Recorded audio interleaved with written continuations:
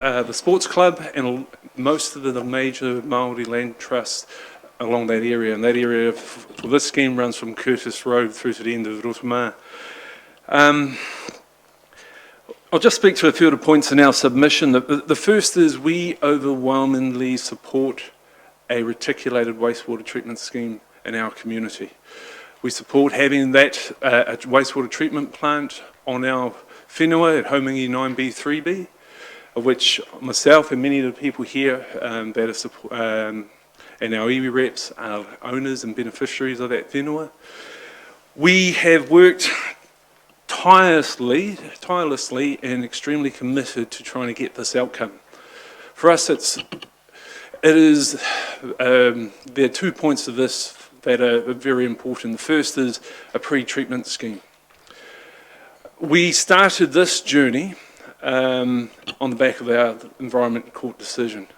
And one of the major issues was the transfer of para. We've come up with a solution that involves pre-treatment, and it's not just us as iwi, but we've received a huge amount of support from non-iwi in the community. This didn't happen from day one, but certainly now in Easter, I believe, the message that I've received in terms of how the community view pre-treatment, how it addresses the cultural issues and respect for those cultural issues is pivotal to why that's a solution that we're after. We have had, and you will always have, especially within iwi, especially within my family, objections to this scheme and the way certain elements of the scheme. We had an objection from the landowners on Homingi 9B3B. The objections, there were a number of points that they raised, and we, as iwi, have put out a huge effort, along with council and other people in our steering committee, to address those issues. We had a meeting yesterday. It was the first meeting to try and present solutions that are acceptable to the council on how to address the objections, and we're very confident that we will get there, and we'll get there in the short term. But you'll always find people, especially among iwi, who've got a heritage of scrapping it out and protecting what's important to them, who will object to certain elements of this particular scheme, but it is our opinion that we have overwhelming support. One of the biggest issues for us is affordability. But thankfully, council have worked with us. They've allowed a cultural impacts team led by Waitiahoaho Emery to try and find solutions to issues. And one of the things that we have done is we have approached Te Puni Kōkiri, who have recently provided a positive option for us in terms of assisting elderly, those over the age of 65, to be able to afford the scheme. There's a good chance that the entire cost of the scheme for them, the upfront costs, will be paid for. And still fingers crossed, but we believe that might be the outcome shortly. We have done some very unique things, and one being working with our major lands trusts, who do have a little bit of money to be able to put somewhere, and trying to encourage them. And I believe last week they had a meeting with council, and that's to address this, trying to look at their options for providing finances towards the scheme. We wouldn't have most probably been in that position if it wasn't for the immense effort put in by our iwi reps. There's a few here. There's Kepa Morgan, Wairangi Whata, Francis Tanakori Curtis, and my uncle William Emery. We want this scheme. It is the only thing that's going to allow us to grow our community. If you talk about unaffordability or affordability, if we don't have this scheme, it will always be unaffordable. And OSET, which is the default option for our community, is certainly doesn't provide the economic benefits that allow us to use our land, that allows us to get the best value out of our land, and that allows us to house our iwi community and build the Rotoiti. And I think building the Rotoiti and growth in the Rotoiti is only beneficial to Rotorua. We have a beautiful community. Our wastewater treatment scheme will help protect our lakes, which is a major part of what we value in that community, and it'll help us to be able to provide better options closer to home for Rotoiti iwi. I think most of the other things in our submission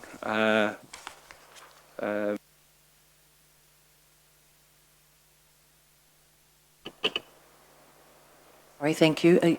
Yes. Oh, sorry. You, No. oh, thank you. Sorry. Thank you very much. Sorry, there's a bit of discussion on, so I missed that one. Yes, some questions. Were you happy to take some questions? Thank you very much. Thank you. Your Worship. Thank you for coming. It's great for us to hear from different groups that are impacted by this proposed scheme, because if we're not on the working party, we're not meeting the faces linked in on the working party and the steering group. You talked about the funding opportunity for TPK, Kapai, but does that stop us getting on with this? I know affordability is a big issue, and I've heard of a private-public partnership option as well. Are those things that could be shored up later or before we even press any resource consent button? I think I think we are in a position, we're in the best position we're ever going to be able to move forward. The main thing is we've got an overwhelming support for this. This is the biggest thing that's there, you know. The financial hurdles, we will find a way.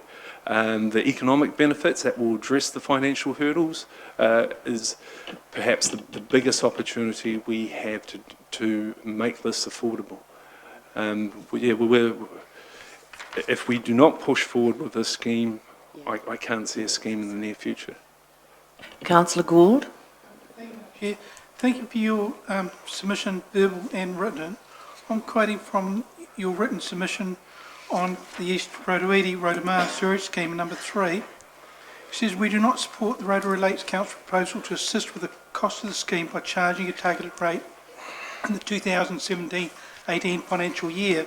And you put next line down, only charge once the scheme is operational. Funds are required to get the scheme up and going. So would you be happy with a charge going through in the 2018-19 year to start? I mean, the knowledge of trying to charge this year, the 2017-18 year, basically came as a surprise and even as a shock to lots of iwi in the community. I don't see a major issue if we progress on time with the scheme. So if the Rotorua is locked in and complete somewhere August next year, I think that will be a lot more palatable than doing it today. I think it's just a major surprise and people are asking questions. Thank you. Thank you. Councillor Donaldson. Thank you, Madam Chair. Possibly a question for Waitiahoaho. You've highlighted in your submission the low uptake of the government-funded rates rebate scheme. Perhaps only 15 members of the community are availing themselves of that. Has any work started on raising the awareness of that scheme, or are you proposing to work with council to get better uptake of that and potential to help offset some of the costs of the scheme for those people?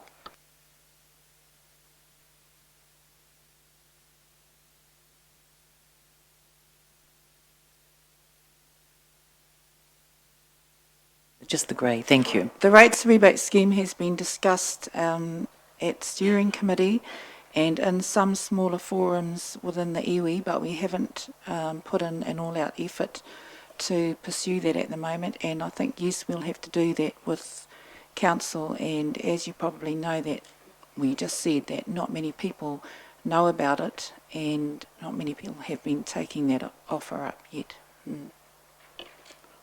Councillor Sturt. Thank you. I'm delighted to hear the success you've had through, or the intention of Te Puni Kōkiri with that funding. With the working party that you've obviously been working with Mr McLean and the other members of the working party on that, are you happy in a concerted event alongside council to look at other avenues for funding? Because we are getting, not only from your group, but from members of the community and the community association out there, that affordability issue is really coming home to us. Yeah, absolutely. The iwi representatives have been trying to work very, very closely and hard with our steering committee. We'll always be there to try and support other initiatives for financing the scheme. So, yeah, the answer is simply yes. Yeah, oh, Waitiaho. And can you hear me? We're about to have some discussions with the RECT, the Rotorua Energy Trust Committee as well, to see if we could do something similar to the Te Puni Kōkiri funding if that goes through, so that we've got equity with elderly of Māori and non-Māori descent. Thank you. I do have a final question, and it's in relation to the cultural impact assessment, because we want to get this right, obviously, this time. Is everything covered off to your satisfaction in terms of the cultural impact assessment and what we should be aware of? Because that's really crucial.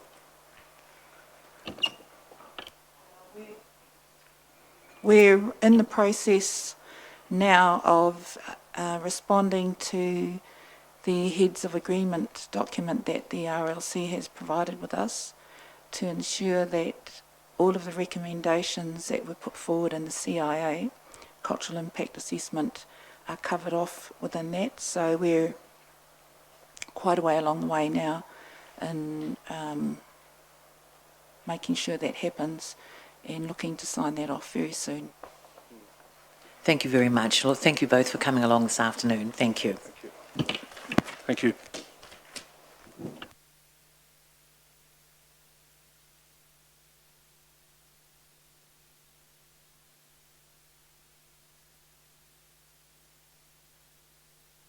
Thank you.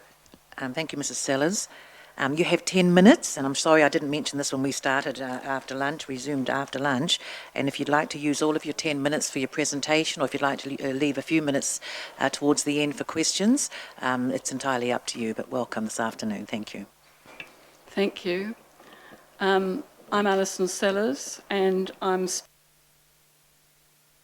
of my husband and I, who are batch owners at Kennedy Bay at Lake Rotorua.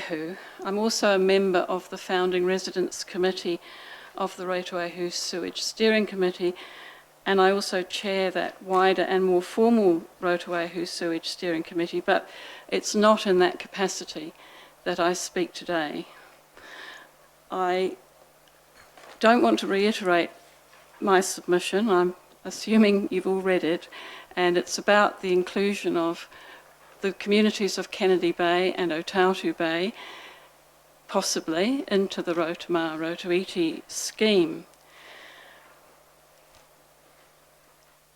I just want to stress the underlying principles behind our submission.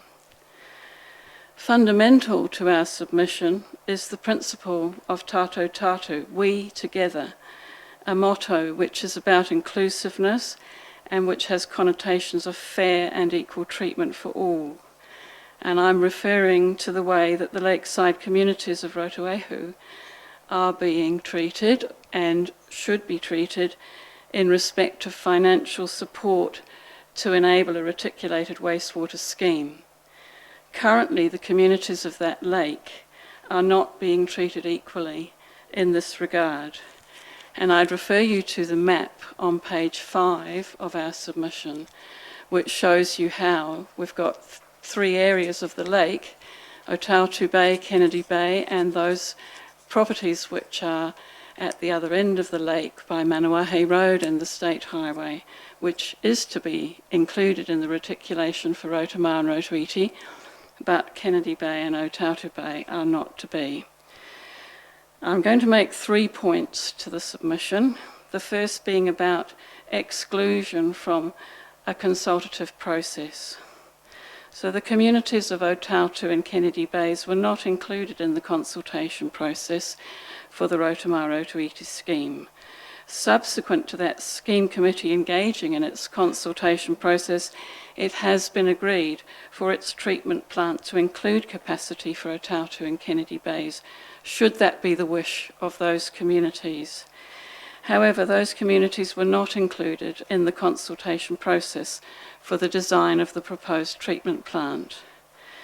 I understand that the idea of the Rotorua Rotoiti scheme was for provision for the communities on those two lakes, but it appears that it was also always intended that some of Rotorua's lakeside communities was to be serviced, but not Kennedy and Otautu Bays. Given that a part of Rotorua was to be affected by this scheme, any Rotorua community should have been included in the consultation process from the start. That would have included property owners at Kennedy and Otautu Bays. We are stakeholders in the lake.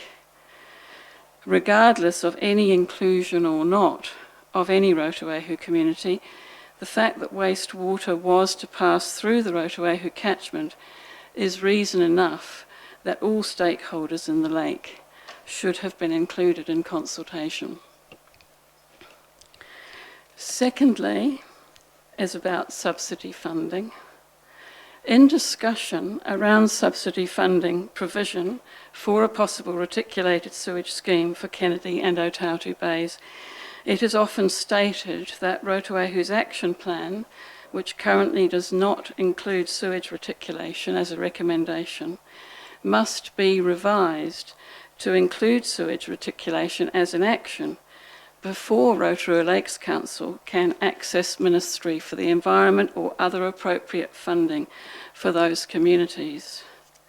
I would contest that RLC has seen its way clear to applying such subsidy to that part of the Rotorua community which is to be included in the Rotorua Rotoiti scheme, regardless of what the action plan says.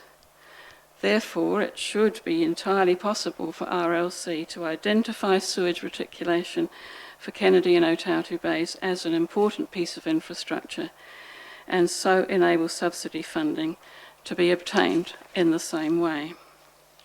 I'm not suggesting that subsidy currently applied to the Rotorua Rotoiti scheme be spread out to include Kennedy and Otautu Bays. That would be wrong and would increase costs for the Rotorua and Rotoiti communities.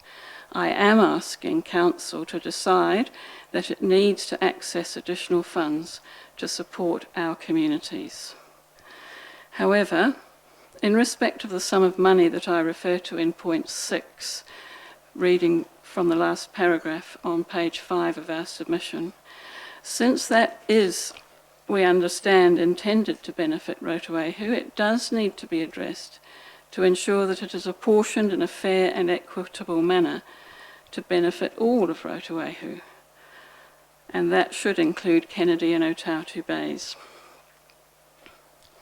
Thirdly, a consequence of Kennedy and Otautu Bays being excluded from the consultation process regarding the design of the treatment plant is that if our communities decide to opt for a system which connects to the Rotorua Rotoiti treatment plant, then it is hooked into the costs of that plant without having had any proper input into its design. The plant has been designed to treat raw sewage, grinder pumps being originally planned for Rotorua, but the recent decision to opt for a pre-treated system actually means that a treatment plant no longer needs to treat raw sewage, only effluent. I understand that at least in respect of ongoing operational and maintenance costs for a plant designed for just that purpose, those costs would undoubtedly be lower. So it does seem to be somewhat fiscally irresponsible not to explore such an alternative. Because our communities have not had the opportunity to be part of the consultative process, the decision our community will be faced with as far as the possibility of connecting to the Rotorua Rotoiti scheme goes is one that has an already prescribed solution rather than being able to start from a clean slate. To conclude, we're asking Council to demonstrate its support for sewage reticulation for Otautu and Kennedy Bays by formally resolving to that effect, regardless of whether such reticulation is in connection to the proposed Rotorua Rotoiti scheme or not, and regardless of the action plan's current silence on sewage reticulation as a recommendation. And we've made 6 requests in this submission to that effect. And just finally, I just want to draw attention to the comment on page 4 of the submission, which states that back in 2011, when Rotorua Lakes Council was strongly advocating for and pushing our communities towards a reticulated sewage scheme, there was never any question that there would not be subsidy available. Thank you. Thank you very much. Are you happy to answer a few questions? If I can. Thank you very much. Councillor Sturt. If for one reason or another you don't get a reticulated scheme, you will be bound by the OSET scheme. This is correct. I represented your area for 20 odd years, and prior to the scheme that was thrown out by the Environment Court, the people of Otautu Bay and Kennedy Bay were surveyed and chose not to be part of a reticulated scheme some 6 years ago. Were you aware of that? I was aware of all sorts of consultation that went on over that period. There were surveys which were accurate and inaccurate, and there were surveys done which, on scrutiny, were found to contain several people having signed more than once, and the results of those surveys were not as they should have been. Okay. We have to say too that that's several years ago now, half a decade or more. The community has changed.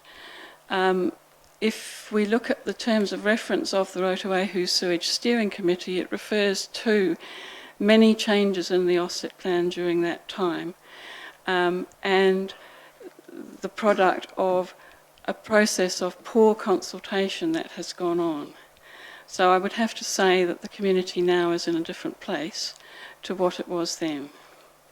So it has changed from being a holiday batch type of place to more permanent residents, because the holiday batch people who didn't want to pay and voted with their feet by saying they did not want reticulated sewage.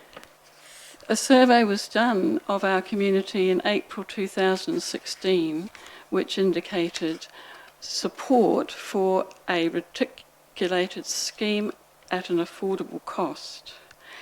The Sewage Steering Committee has a mandate to explore a possible solution for the community. Ultimately, it will be the community's decision, and affordability, as Tate was speaking about for the Rotorua Rotoiti scheme, those issues of affordability will remain for ours. The number of permanent occupants has more than doubled in the last 20 years, according to the indications that we have. And the other thing, as I've said in the submission, the occupancy of holiday places has also increased. The place is much busier than it used to be. Thank you. I'll allow one final question from Councillor Donaldson. Thank you. Thank you, Madam Chair. Thank you, Mr. Sellers. Just a quick question, and I note 2 of our regional councillors are here today. Great to see. You've talked about the action plan and the application of the $4 million additional subsidy provided by Bay of Plenty Regional Council. Have you formally made a submission to Bay of Plenty Regional Council as part of their planning processes? No, is the short answer. Thank you. Thank you very much for coming along this afternoon. Thank you.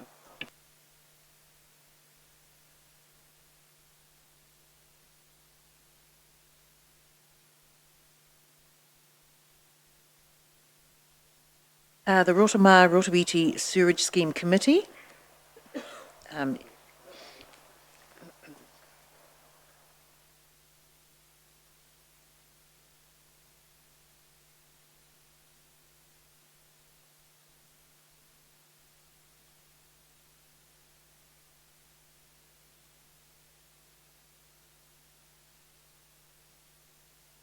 Yes, good afternoon and welcome.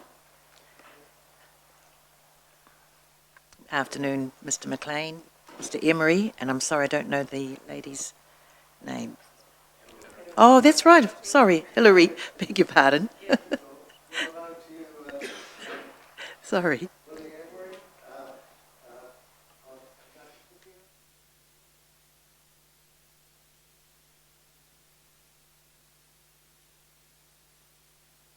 Been a great strength, and Hilary Pryor, who is chair of the Lake Rotorua Community Association.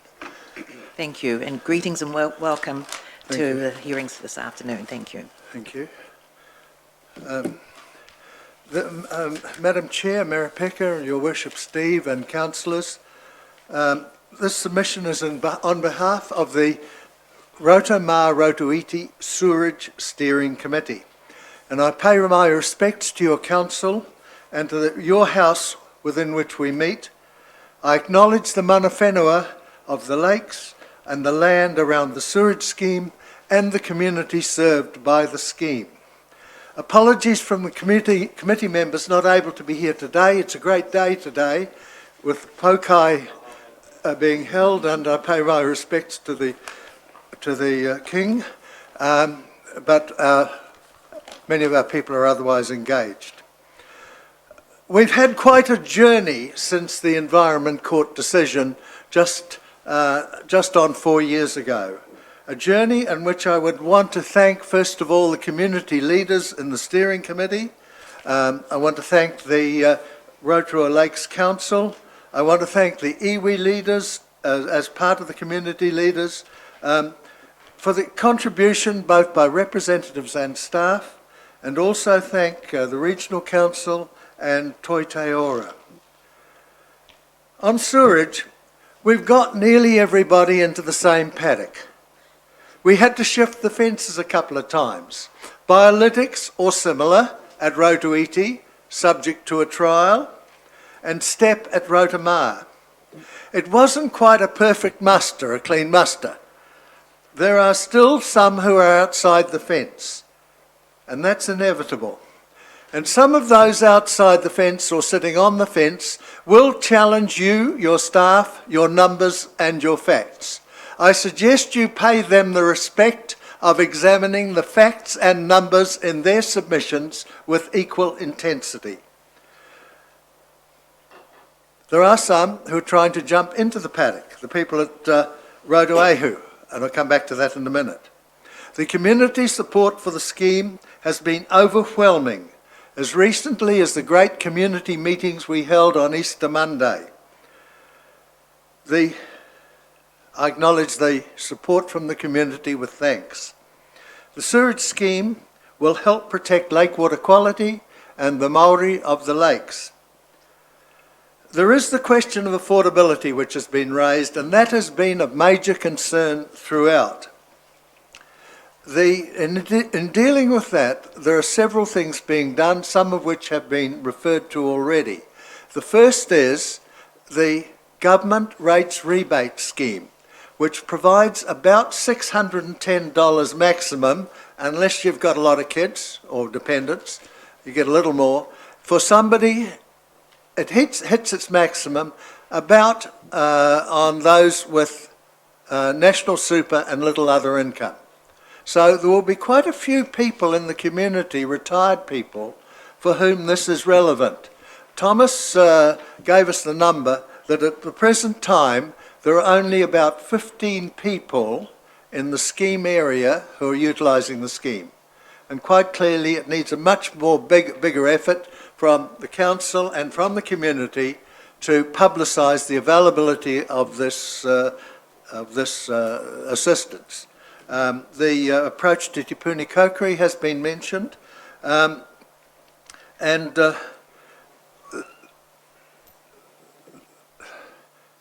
I'm sorry, I was taking notes this morning. As well as this, the alternative is even worse. If there is no scheme, it's not just OSET that's the problem for residents, it's the Building Act and the Health Act. And it will cost many people as much to get a workable sanitary system as it would by being part of the scheme. Leaving aside OSET, it's not entirely OSET that is the issue.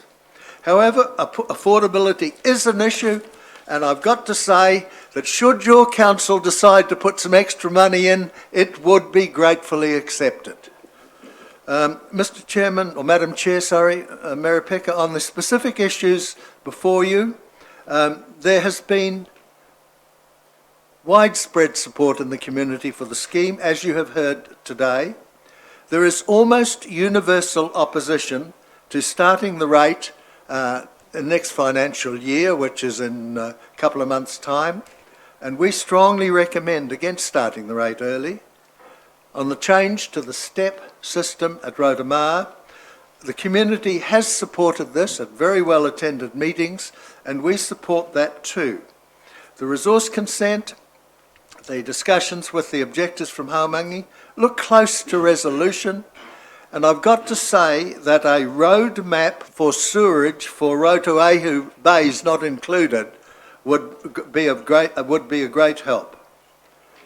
And so, in signing off the scheme in your annual plan, your council will be doing a good thing. It will be a memorable action. The benefits for the lakes and the people will last for many decades, and much of the cost will be borne by subsidies, including that from the Ministry of Health, the generous extra subsidies from the Regional Council, and of course the subsidy of $1,500 per connection which you're providing. So thank you very much, Kia ora katoa, and I would like to ask if my three colleagues could each very briefly speak, please. Thank you. Most welcome. Kia ora tātou. Kia ora tātou ngā kaunihera o Rotorua.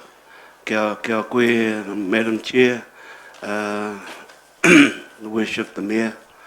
I'm here to support my leader and the workers that have done all the work and the whānau behind me. And but I want to pay respects also to the council staff that we've worked with. We've been robust in discussion on this issue of the matter of the sewage, which has been a long journey, as we know. I've always said that there's no way that I want to go back to the Environmental Court, and I think we've kept that in mind. And we've just got on with the work, and as Taylor has already given his his view on how we've been working as a team. So, and lastly, I suppose I want to pay respects to our our chairman Ian McLean. I think he's been good for us. He's been able to bounce all the balls in the air and catch them all at the same time. So Ian, ngā mihi kia koe mo tō mahi, he mahi nui mo tēnei kaupapa. Nō reira, tēnā koutou. Kia ora. Thank you, Willie. Hilary, have you? Thank you. Good afternoon. I'm Hilary Pryor. I chair the Lake Rotoiti Community Association, and I have been a member of the Rotoiti-Rotomar Sewerage Steering Committee from inception. I want to reiterate that this has been an extremely solid process that we have worked through. It has been enlightening, I think, for all of us. As Ian has said, not always were things easy, but we have all worked to our best to get a way forward. There has been tremendous community support throughout. And Council has, with its staff and its input, been tremendous in helping us along through the hurdles. I now believe it's time to get on with the scheme. We have funding that is time dependent, and we would not in any way wish to lose this funding. I do not support the inception of the targeted rate in the coming months. I believe this is not something that would be accepted throughout our communities. And I have one last concern, and that is the cost to many of our community members. And I trust that we all keep this very much in our focus. Thank you very much. Thank you. And do you have... Thank you. Well, I suppose I better say something. So, tuatahi, kei te mihi aki kia tātou, e whakarauika mai I raro I tō tātou nei whare, nā reira kia tātou ngai tāua Māori, me ngā mema kaori te Māori, nei no, nō nei te mihi atu kia tātou te kaunihira kia koe, I tō tātou pauhiwa, Stevie, nei rā te mihi atu kia koe. So, my name is Frances Tainakuri Curtis, and I'm a representative for Ngāti Rongomai, iwi, Tapuwai Kura Rā Kei Ao Marae, on Curtis Road, before Rotorua Bay. So I'm also a member of this Rotorua Rotoiti steering committee, and I'd like to support all of the recommendations that submission that Ian has put through to Council today. But I also would like to acknowledge and commend outside of Ian, because he has done a really sterling job for us to be able to collaborate with Council and do that effectively for the most part. But also to our iwi reps, there are a number of us iwi reps who are representative of mana whenua on the eastern side of Rotoiti, so it's really good for us to have those heads around the table and be able to, like I said, collaborate and engage with Council as well as Regional Council. I think also I'd like to just quickly, if I can, support the implementation of the scheme for the Rotoihu people. You know, when I think about it, that area there for us is Ngāti Mākeno area, and I would love to see that eventually Rotoihu is acknowledged and part of our scheme, even though, you know, I heard, I'm not quite sure if it was Lyle or whoever said it earlier, that 10 years ago there was no support from Rotoihu, but like what was said earlier is that there has, the makeup of the landscape has changed. So, yeah, so I thought I'd like to put that forward, but other than that, I just would like to mihi to Ian, because he's had to put up with some of our nonsense, and he's also had to put up with a lot of our good times, and we just want to push forward and get the scheme going. Kia ora tātou. Thank you very much. Thank you very much for coming along and presenting. I will not be taking questions because we are now out of time, so thank you. Madam Chair, I had understood that an arrangement had been made that because of the extra people that we had 20 minutes, and I had an email from Isabel to say that. Can I? Well, no, because I wasn't informed of that, so I am going to call it to a halt now. Well, that's fine, Madam Chair. I just want to place on record that we would have cut short and been much shorter had we not received an official confirmation of that timing. Thank you. But can I just say that you have succinctly put your case, obviously through the submission, the written submission, and again through your presentation this afternoon. And thank you again, Ian, to all of your steering committee members for the massive work that you've undertaken. Thank you. And brought forward. Thank you. Kia ora. Right. Yes. Can I just seek clarification of the point, please?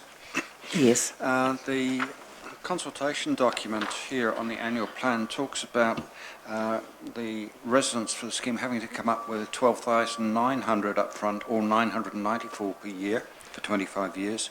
Yet Mr McLean's document here talks about 14,000 up front or 1,200 a year. Which is the correct figure, please? Thank you. I better get that clarified. Thank you, Ian. The figure in the consultation document did not include the cost of the step, which was introduced really at the very last minute before the consultation document was completed. And so the figure in the consultation document is excluding the step system using the original proposal, and the figure in my submission of, I think it was 1,400, yeah, 1,400 was including the step. Thank you very much, Ian. Thank you. Yes. Leave, just in the interest of while we've got Mr McLean here, I know you're quite right to call time, but just the question that I would have liked to have asked. No, I'm sorry. I am going to move on with the next submitters. Thank you. Mr McLean is here. He'll be here during the break. If there's anything you want to see clarification on the record, actually. Thank you. Now, next submitter is the Ngāti Pīkeo Environmental Society, Mr Joe Tahana.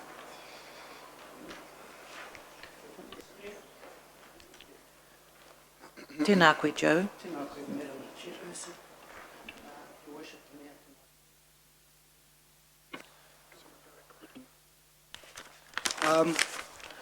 My submission is in two parts. One is wastewater treatment plant, and the other one is the waste strategy or the waste proposal. I'm not going to talk about the waste treatment plant. Ian and the team prior to me have done a sterling job. There's not much I can add except that Ngāti Pīkeo supports the submission and the proposal. So moving on, waste management services. The Society supports Council's initiative for providing waste services for the community. However, the Society partially supports the proposal that properties in urban and rural areas being charged the same rate for this service, insofar that maraes are exempt. And secondly, the Society does not support vacant land being partially charged until such time as a building is constructed. Some comments. Marae are significant cultural institutions to this district. I think in this district we've got about 36 maraes. No assessment has been done on the needs of maraes in terms of waste services, and to arbitrarily put a cost on them and putting them under a rural area is unfair in my point of view. In addition, adding a charge to vacant land is, historically this has been the thrust of taking Māori land for non-rateable purposes, for not paying for rates. So we'd like that, that proposal abandoned when it comes to Māori vacant land. And that completes my submission, and I've managed to catch up on all the time that the previous submissions have wasted. Ka pai? Thank you. Thank you. Questions? Can I, thank you. Are there any questions? Thank you, Councillor Sturt. I understood, and I need it clarified by staff, but multiple owned Maori land that is vacant isn't subject to rates. And if your request is approved, that would push the per unit rate conversely up on every rateable property that has a dwelling on it. So how do you react to that sort of message? I leave that to your learned councillors here.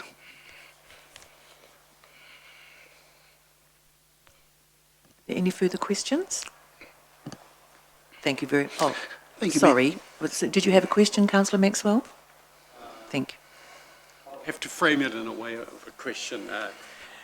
I do appreciate the fact that Ngāti Pīkeo have come in today, Madam Chair. I didn't know until today that the Pokai was on today with Kingi Tuheitia at Homai Tawhiti, so appreciate that you didn't cancel that and not coming. So,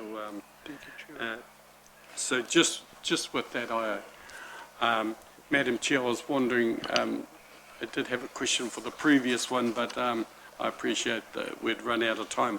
Is there something that we can do that before someone starts, and you have indicated to them that it's 10 minutes, that if any of us have got a question that we might indicate so that they know that a question's going to come at the end rather than it be cut off? Thank you. Thank you very much. Thank you very much, Joe, for coming along. Kia ora. Bay. Yes. We're getting a number of submissions asking us to include Tautu Bay and Kennedy Bay. Before I make a considered decision on that, I would like to see what the costings are to include that in, what are the benefits to the remaining, the existing Rotorua Rotorua scheme, and the capacity that Mr. Tahana talked about in his submission, where vacant land is, there is a charge for it going past, because in future that property may hook up.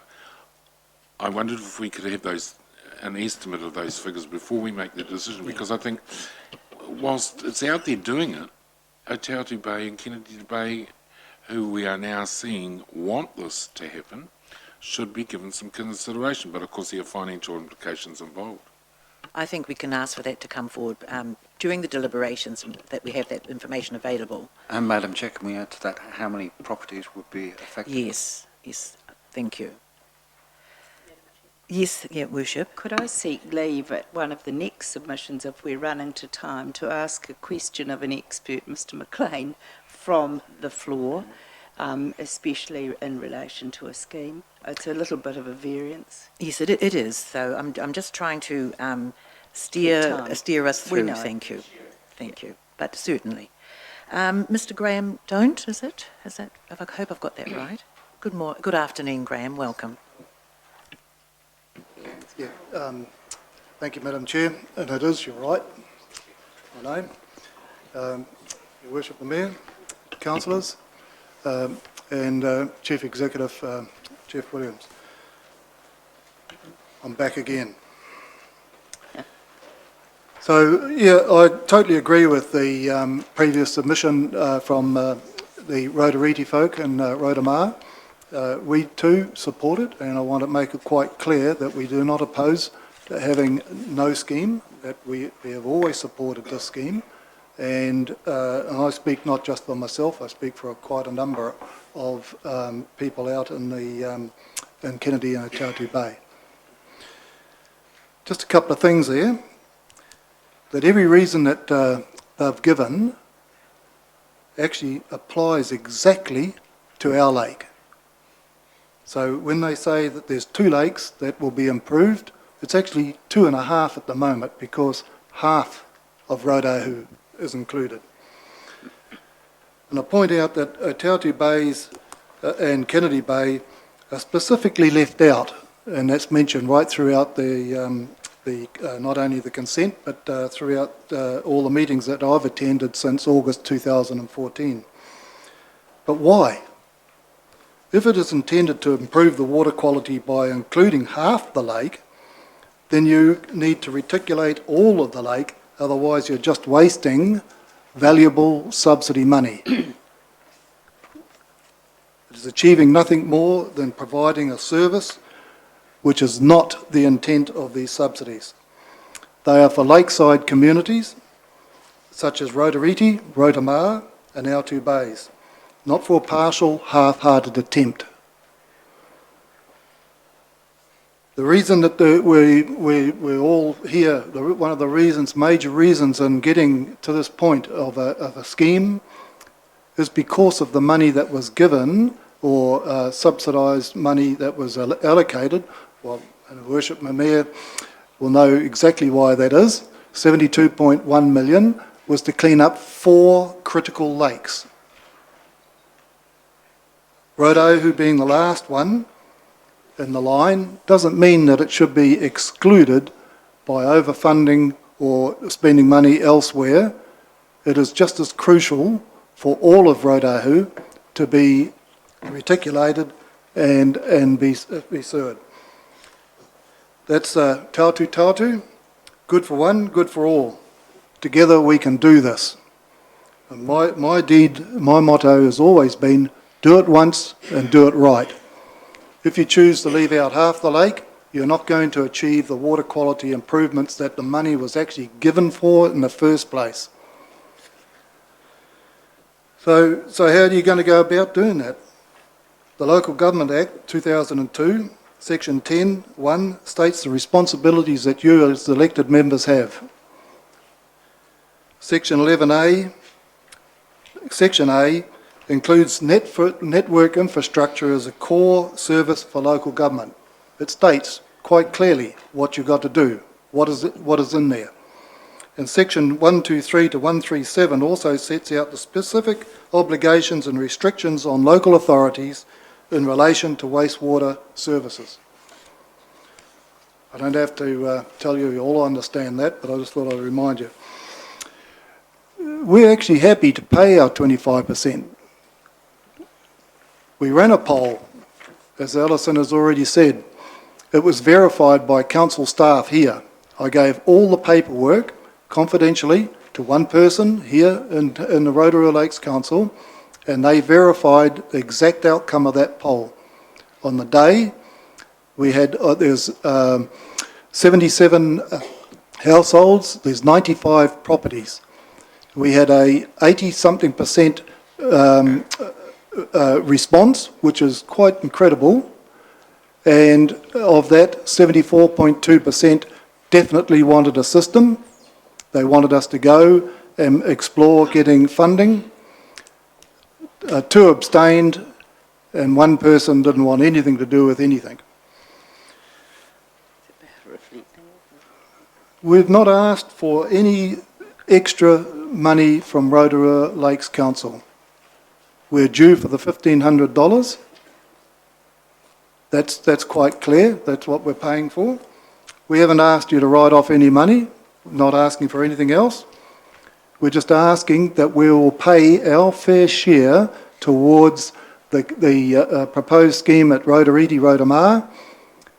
Our contribution on flow would be around about 9% of the treatment plant, and that money, once we pay that, will reduce the cost to all the other participants in that scheme. We just want our share of the money. Right? That's what it's about. At the end of the day, you've heard affordability all the way through this argument, and we just want our share too, of which I believe that we are entitled to. When you go and start talking about money and percentages and costs, and we've gone from 12,900 to 14,100, you know, a lot of those are thumb sucks. You know, I've personally looked at a few of the costing that's come in, and there's a few holes in it. Don't want to go there, but you need to get those costs trapped down, calculated, and made sure that they are genuine costs. One of the things that I did want to speak about, and you've already got that inside my submission that I've taken that everybody's read, is how you can actually do this. Part 3 of my submission, in there you'll see that I've stated that the contingency right throughout this scheme, which has gone from 31,000 back in January to 35,000 now, don't worry about the change. The contingency is set at 25%. That's $8.75 million contingency, just in case you get something wrong. All right? So all of the reticulation of Rotorua is just a bit over $8 million. It is $8,136,000 to build the MBR plant that is proposed, and you've got $8.75 million in case you make a mistake. Be a hell of a mistake to make, wouldn't it? You could, out of the contingency, you could build a second plant right beside the first one that had a mistake, or you could reticulate all of Rotorua again if you made a little bit of a mistake. Every year, we're challenged. Every year, you put a challenge out to us. Pay your rates. We're going to increase your rates because we want this. We're going to increase rates because we want that. That becomes a bit of a challenge to us because some of us have got to go and find that extra money, albeit 2% or 8% or 10%. A lot of us out there are on fixed incomes. I want to put a challenge back to you. And I've stated that how you can do that in the second part of my submission, in part 3. You don't need 25% contingency. If you set that at 20%, you take out $1.75 million, which just happens to be the amount of money that we're looking from a 50% subsidy for our scheme. We've got numbers on that. We've had costings given to us. 3.4 million, 3.2 million. STEP in our two bays is $2,085,000 complete. So we're looking for a 50% subsidy, just the same as everybody else from MFE, sorry, and other contributors, and get us down to the same level of subsidy as Rotorua, which is 75% subsidy. I put the challenge back to your engineers. Set that contingency at 20% and commit the 1.75 into our budget. We're not asking to go into the Rotorua scheme and as Alison has already said, dilute that cost. We want our own budget to work to, just the same as every other scheme that Rotorua Lakes Council has ever done. They've had the money up front and they've gone through the process. We're going through the process and we don't even know whether there's going to be money. In fact, the statement says that the challenge is finding extra partners to find the money, to get the funding. So I'm just saying, here's a challenge. Put it back to your staff. These engineers have done all these projects. Everyone's been coming under cost. I think the Otara Marae one started off at $15,000.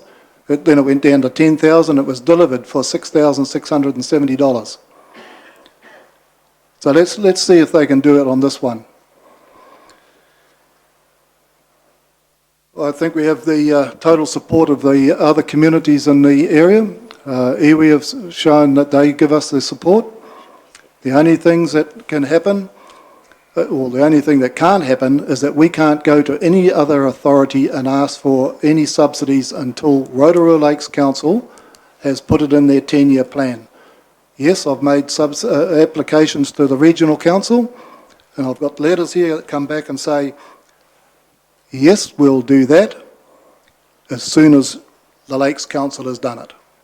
Graham, would you like to take a question now? Because your time's coming to an end, so yep. Thank you. Councillor Hunt. Thank you, Graham, for your submission. You've presented us with an opportunity to re-look at our numbers and to consider the way forward. If that was a possibility, one of the previous submitters, Alison Sellers, has said that there has been no opportunity for consultation for those two bays. If we were to proceed and include them and there was no consultation, how would that sit with your community? Because if we were to consult fully on the development of what sort of scheme, then that would take time and that would potentially derail. So it would be useful to know from your community whether, if this proposal had any merit and was discussed further around the table, whether there would be an acceptance that the consultation had been done and dusted. So in August, in December 2013, you started the process. There was meetings held with the Rotorua one. I never picked up on that until I picked up a piece of paper. I was living at Roto at the time, and in the local paper, there was a meeting held over at the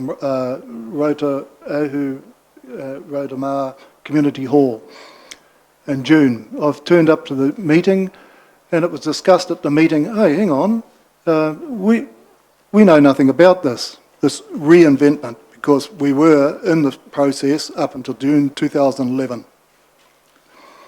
I was asked to attend a meeting in August 2014 at the Rotorua Marae by the chair of the day, Mr. McLean, and ever since then, every month I've given all our community an update. So we started the process with the Lakes Council here in November 2015, and in July this year, we had $50,000 given by the Lakes Council into a budget, and we've been in meetings since then. And and our community gets an update all the time. So yes, I would say that if you went out there today and rung up, or I could arrange a meeting with everybody, I can give you the email addresses, that they would say yes, they're fairly well informed, very well informed, and they have given their utmost faith in us. Of course, there's always going to be one or two, but the majority, as I said in a poll that I run, have said yes. Thank you very much, Graham. Thank you for coming along this afternoon. Thank you. Yes, and your answer will have to be pretty smart. April 15. Sorry, April 16. Yeah. Thank you.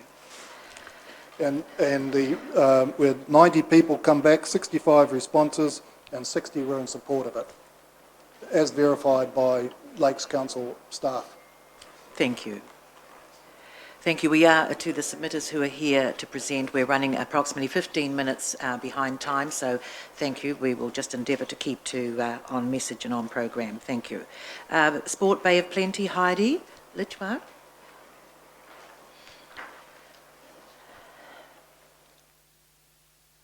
Rotorua. Good afternoon. Welcome.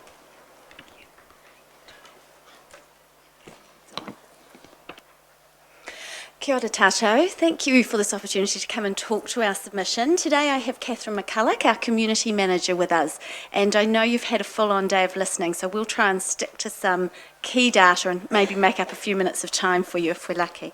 So we thank you for the continued relationship. Obviously, Sport Bay of Plenty highly value the relationship we have with Rotorua Lakes Council. We particularly want to acknowledge the people we work with closely in your team, Rob Pitt-Kethley, Julianne Wilkinson and Stephanie Kelly, who we have an excellent relationship with. Obviously, as you can see in our submission, we continue to advocate for the role of sport and recreation as a core service of Council, and we thank you and acknowledge your contribution to the regional Bay of Plenty Spaces and Places strategy. Obviously, we see that as a key document going forward, and that will now go into a new stage of implementation, so really appreciate that continued commitment and support. There was a risk I was going to be a few minutes late today, so Catherine has prepared some excellent notes for me, so I'm just going to briefly check them. We also, in your annual plan, acknowledge that you have very well covered the roles of traditional sports, which are obviously key community hubs, and then the recreational pursuits. You've got a good balance between those. Obviously, as lifestyles change and people's times are more limited, the recreational pursuits for people's lifestyle factors are as important as those traditional sports. We think you've got a really good focus on the sporting and recreational needs of the city, and you've obviously got some great things in there about upgrading sporting venues. So we see the project and support the project with rugby to have a new field at Westbrook Park and the existing fields improved, as well as the turf replacement for hockey and upgrading the netball courts at Westbrook. We're obviously, Sport Bay of Plenty is working closely with netball through that process, and I think we've just helped complete a funding application with netball. And Catherine's going to talk to a little bit of our submission now. We also support Council looking at the options to assist with the high-use entrance points of the forest at Long Mile Road, and Waipa, and to make improvements to the forest trails as required. So obviously we realise that the forest is a fantastic asset for Rotorua and lots of recreational activities go on there. We had a recent example, we did a spring starter series trying to get women more active, so giving them beginner type activities. So we had where they could learn mountain biking skills, and our registrations far exceeded our capacity, so it just shows there's potential for that to grow further too and get more people involved. So we also support the upgrading of the playground equipment across the district. Obviously, given the negative impact of technology these days and sedentary behaviours, it's great to have children to have play spaces that are enticing and accessible across the district.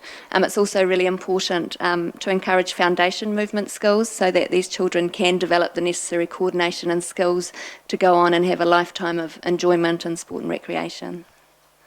And thank you, that's all we have for now, so if you have any questions. Thank you. Yes, Your Worship, thank you. Thank you, and thank you for correcting the growth assumptions too in your regional plan for Rotorua. Much appreciated. Get that right on the record. And are you working with Mig's Gym? Because we're seeing a real growth now in young people wanting to do gymnastics and other related sports in that field. We have worked with MIGS and we can continue to. Yep. Gym Sports, Yep. the National Sports Organisation, is one that has had a few changes over the last few years. So yes, indeed, we'll continue to work with. And Gym Sports, gym is, of course, as Catherine was saying about foundation movement for children, is one of those sort of foundation skills that if children have got exposure to that helps them gain the skills to enjoy sport and recreation for life. Thank you. The Gould? Thank you for your presentation this afternoon. Is your statistics or figures, percentages, they Bay of Plenty based or Rotorua based? Or do you think the Rotorua figures, if they were applicable, would be lower than what the Bay of Plenty figures are? Good question. They are Bay of Plenty based. That's as small as we can drill down to at the moment because it comes from Active NZ, which is a national survey. We think Rotorua is probably similar from what we see, but we have got a chance next time the survey is done, which is next year. It's over a 12-month period though, so it takes a while for the results to show, to drill down smaller at an extra cost. So that might be something we consider doing if key stakeholders like yourselves are wanting them. Thank you. Councillor Tapsell? Thank you, Madam Chair, and thank you both for coming here. It's great to see where the synergies between your organisation and our organisation actually work really well. Just something that you mentioned about the importance of playgrounds with the advancement of technology and making sure young people actually get out there and aligning that with our outstanding places to play for families. Is there any age group that you believe we should be targeting in particular when we're looking at upgrades of our parks and reserves? I'll let Catherine add should she wish. We do have a specialist in our team in this field. I mean, generally, I think anything under 12 is normally good for playgrounds.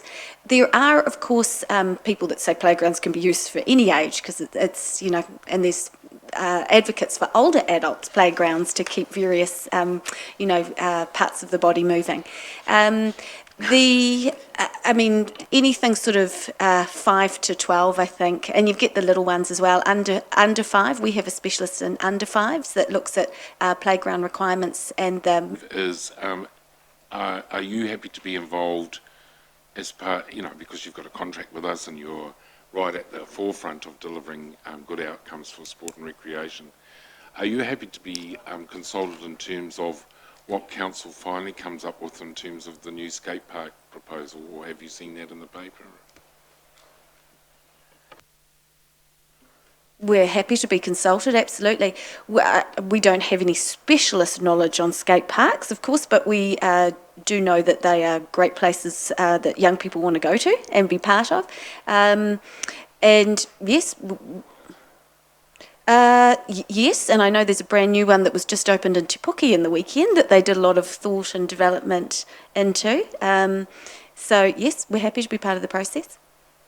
Thank you both very much for coming along this afternoon. Thank you.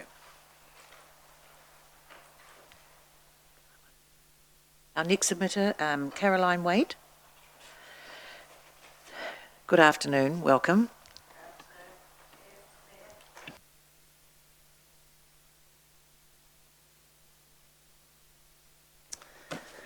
I got up, left home at 6 o'clock this morning to come here for my 10-minute slot.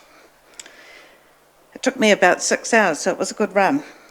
Roger and I had just graduated from university and had jobs in Rotorua, and we wanted to buy a house with a lake view. We didn't have much money, but in 92, 93 we looked around and we found a little batch in Pungakawa Valley Road, Lake Rotorua, our little piece of paradise. During the 1990s, conversations about health of the lake were common. The council made various statements about reticulated sewage being essential and stated at one point this was to happen around 2000. Lake Rotorua was one of the 4 critical lakes that the funding from Ministry of the Environment was granted in 2008. when Helen Clark was Prime Minister. We were so pleased. There had been so much talk about the health or lack of health of our lake, and now our lake was being identified as critical, and we were sure that Lake Rotorua would have its reticulated sewage scheme soon. Over the years, we've watched a lot of money being spent on Lake Rotorua. Artificial mixing, floating wetlands, land use change, alum dosing, weed removal, with disappointing results. The most obvious and almost immediate solution to stop human pollution, at least, finding its way into the lake, was a reticulated sewage scheme. We put our trust in our elected representative and the council staff to ensure that a reticulated sewage scheme would become a reality. How could such a simple solution be so hard to achieve? We were very disappointed when the council surrendered the consent for the sewage scheme and could not understand why. Then we read the Environment Court decision. Ouch. In 2013, a new round of consultation started. In our mind, the council will have learnt from its mistakes, would be motivated to act in good faith and follow a fair and proper process. This time, Roger and I made a commitment to fully participate in the consultation process, and we have made considerable efforts to engage. We have travelled thousands of kilometres. We've taken unpaid leave from work to attend consultation meetings. The hardest for Roger was on the 27th of February this year. The day his mother was discharged from hospital, he had to wait at his mother's house for hospice to bring a bed before he could come and present our submission. And Roger's mother died on the 2nd of March. Not long into this new round of consultation in 2013, we began to hear stories that two communities, Kennedy and Otauto Bays on Lake Rotorua, would not be included in the proposed scheme. This was very disturbing, as this was a new consultation process and we were stakeholders. We are stakeholders. Even more disturbing, the opposition was coming from the Community Board, the RRSSC, and even our own Rotorua Ratepayers Association. None of these parties were acting in good faith. We encountered misinformation, bullying, bias and discrimination. We were constantly told we were not wanted in the proposed scheme. The opposition at this point in the consultation process was so obvious and concerning that a group from the Rotorua Lake community approached the council with their concerns. In October 14, the RRSSC invited Lake Rotorua community to form their own group, and the council agreed to meet with the Lake Rotorua group.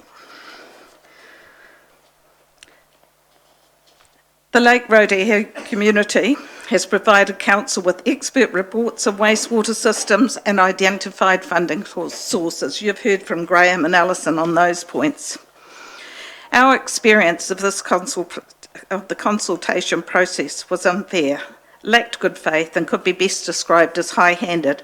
From the beginning of the consultation process, we have been told that we were not wanted in the scheme, that we had not properly consulted iwi, and that we had objected to the earlier consent.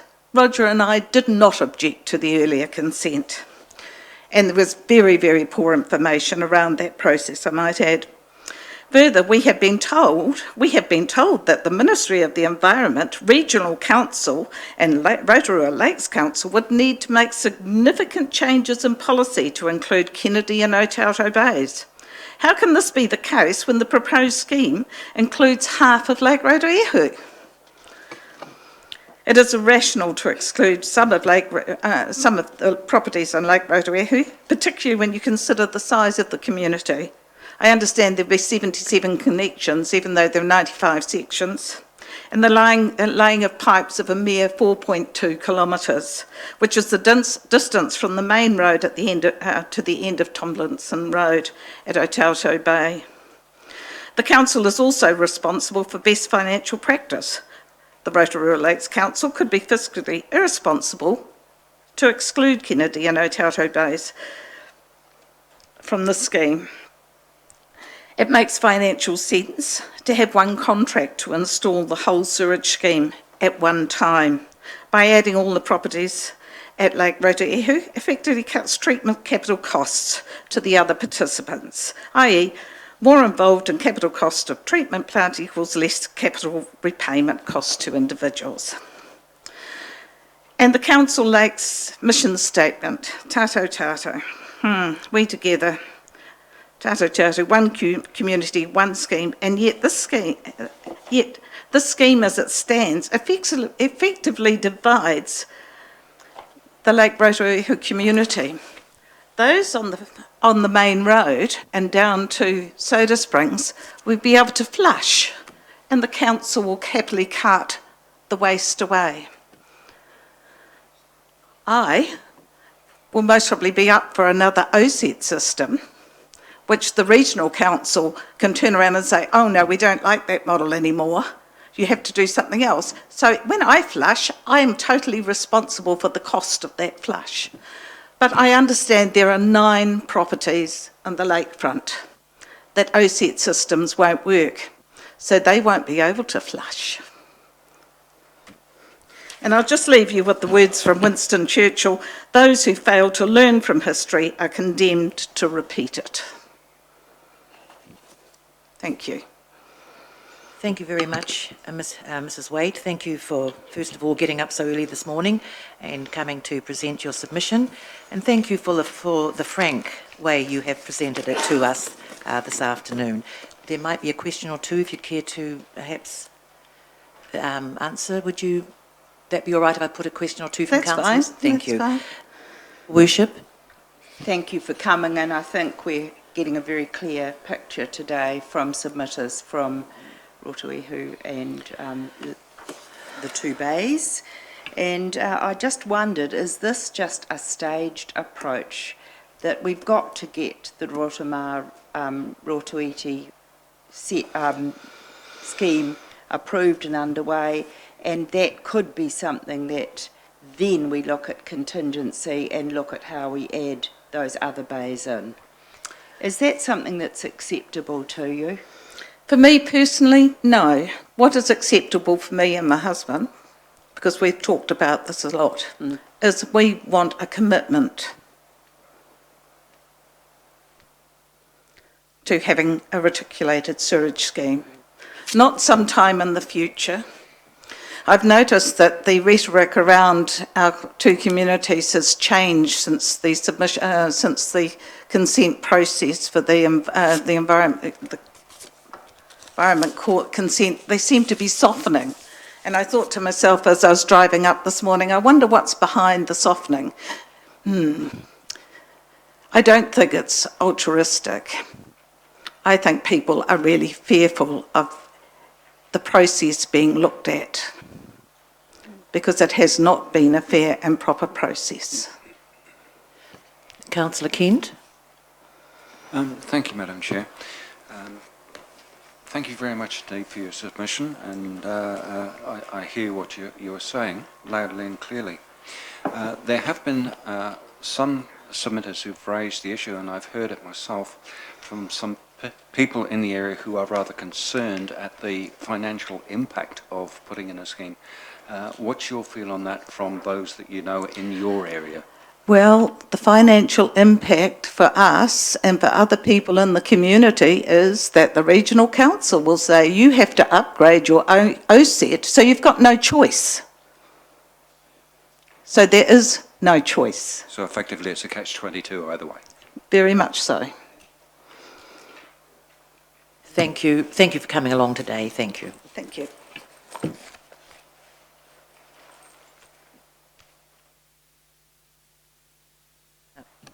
Mr. Devison, Alan.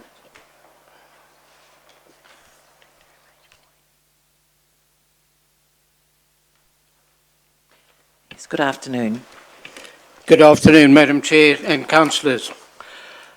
In the old days, open sesame was the magic word to give access to fortunes. Then locally, we started using other words. The international flights was the first one that I can remember. And now we have the dreaded earthquake as the new key to get funding and our dreams built. The Council needs to differentiate very clearly between wants and needs. I've sat and listened to the sewage reticulation scheme. Now that is a want for you people, but it is a desperate need for these people. Artwork around the city, the information centre and the museums are icons, and the art fund should be used to help fund the restoration of these landmarks. No more statues. Put the money into restoring what is so important. Wherever you go and you see something about Rotorua, you see a photograph of the museum or the information centre. Do we need to have that ugly fence in front of the museum at the moment? Surely it could be tidied up and something better put there so that people can still have their photograph taken in front of the museum. We might have a new airport CEO, but do we need to waste any more money on our large white elephant? I've been out there 3 times in the last 6 weeks. I've found parking just like that. I've been in and I thought I must have come the wrong night. I must have missed the flight at 7 o'clock because there was nobody there. I see that our name has changed on the Parks Department. Have they got a new CEO? Put the revamp of the convention centre on hold. It is a definite want, not a need. Advertising in the press and the pamphlet that you sent around, it was a complete insult to the ratepayers' intelligence. Provide some information, provide staff numbers, give details of the debt, how you're going to clear it, cost of projects that you're going to do, and don't repeat a double-page advert day after day. There are very few people that subscribe to the Daily Post, so you're not reaching everybody. Then you use the review, but again it was repetitive. In the case of the revamp of the RSA, are we going to look forward to some of the council moving into the new office space that's been created? I hope not. Waste collection. I hope that before the new scheme is introduced for the rural areas, there is some research being done. We were told that when it was introduced to the urban and semi-rural area, that there was research done. Well, I can assure you the research was not worth anything because you had a situation, Dalbeth Road, Danzy Road, you had properties that are 600-700 metres plus from the road, and they've got a metal road, and some of them are up like this, and you expect them to take their wheelie bin down to the road. In the case of Kerika and Tarawera, you made exceptions. They can use bags and drop them in certain places. But one size fits all over there. In the case of the people coming around and collecting the bins, in Hoyt Place alone, in the last 6 weeks, we've had 3 bins smashed. Not by vandalism, but by the truck driver. That he's dropped the bin and he's driven over it.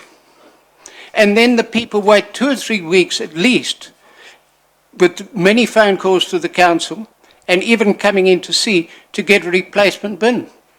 Who is paying for these bins that are being damaged like this? Are we the ratepayers? Now, you have a situation out in the country. You're offering the service to the rural area. Have you looked at what rubbish the farmer needs to get rid of? A lot of them have large bits of plastic. We can't put our plastic into our recycle bin. Are they going to be allowed to put their baling plastic into some container? Most farms have a pit that is dug and they put their offal, etc., into that pit. Are you going to charge them a different rate if they have to take it to a transfer station? In the case of the rural area over here, you're charging them more and not less.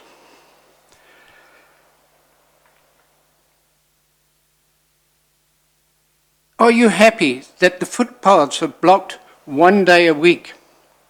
It's fine where you have a grass berb right on the curb. People put their bin there. But if you have a concrete pathway that goes right up to the curb, the bins are put there so the truck can pick them up. The bin then gets emptied and put back or dropped down over the concrete pathway again. So that pathway's unusable for the day. You might say, well, surely the people can take them in. In Hoyt Pace, we put them out by 7:30. You know, last night they were emptied at 4:45. And that's early. Normally it's after 5 o'clock by the time the driver gets there.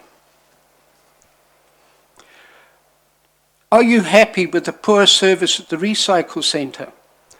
I go there 1 day a week and I take in about 130, 140 beer bottles. I like beer. And I get the impression they're trying to make it so user unfriendly that maybe they can close it down. It reminds me on Vancouver Island, the people who were running the trains, they were obliged to provide passenger service, and they said we would only do it provided there were enough people coming. The train left 5 minutes before the ferry got in.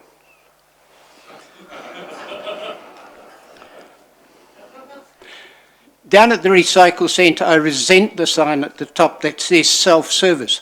I can assure you, I bring the bottles down in cardboard boxes, I put them down and I walk away.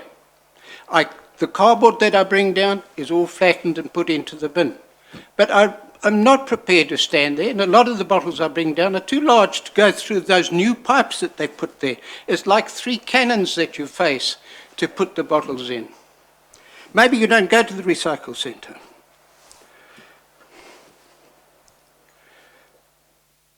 You need to reconsider this opting out of rubbish collection. I happen to be involved in a club that's up State Highway 5. And we generate quite a lot of rubbish. This is where the bottles come from, not from my own home. And if you are going to charge us for the rubbish collection, we will use it. But are you going to cater for our needs? Have you sent anybody out to the different clubs in the area, the different commercial operations, to see what they're doing with their rubbish at the moment and to see what their needs are? We have a big skip and it's emptied twice a month. We don't need to have a big skip. Maybe we can manage with something else. But you need to tell us how it is going to work for us. Otherwise, we will be very disgruntled.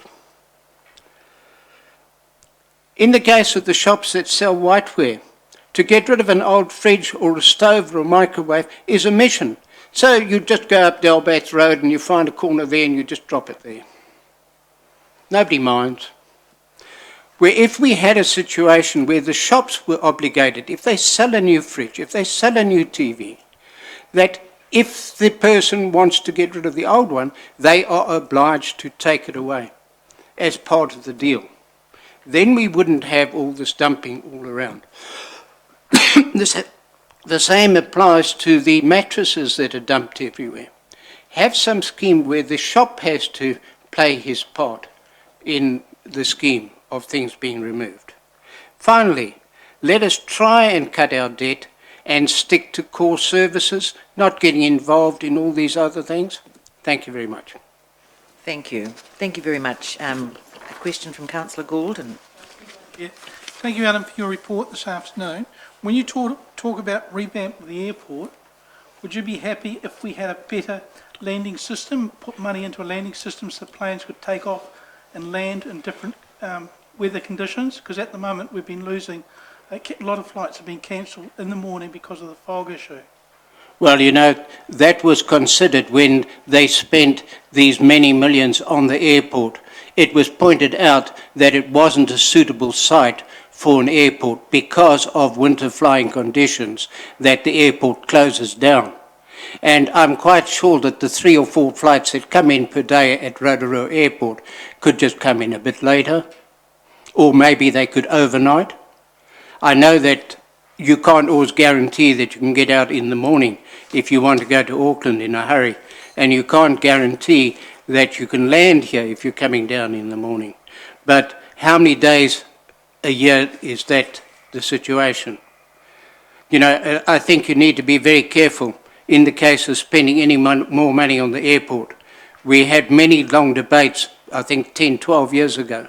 I still have the file with submissions that were made by myself and Rayburn Saville about the need not to spend extra money on that side. Thank you very much for coming in this afternoon. Thank you. Right, thank you.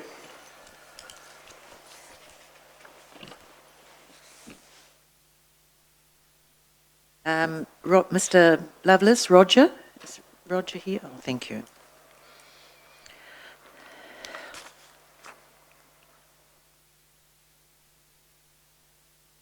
Thank you, Roger. I don't know if you were here before when I mentioned that you've got 10 minutes for your presentation. If you'd care to leave a few minutes towards the end so that we can ask some questions, but I'll leave that up to you.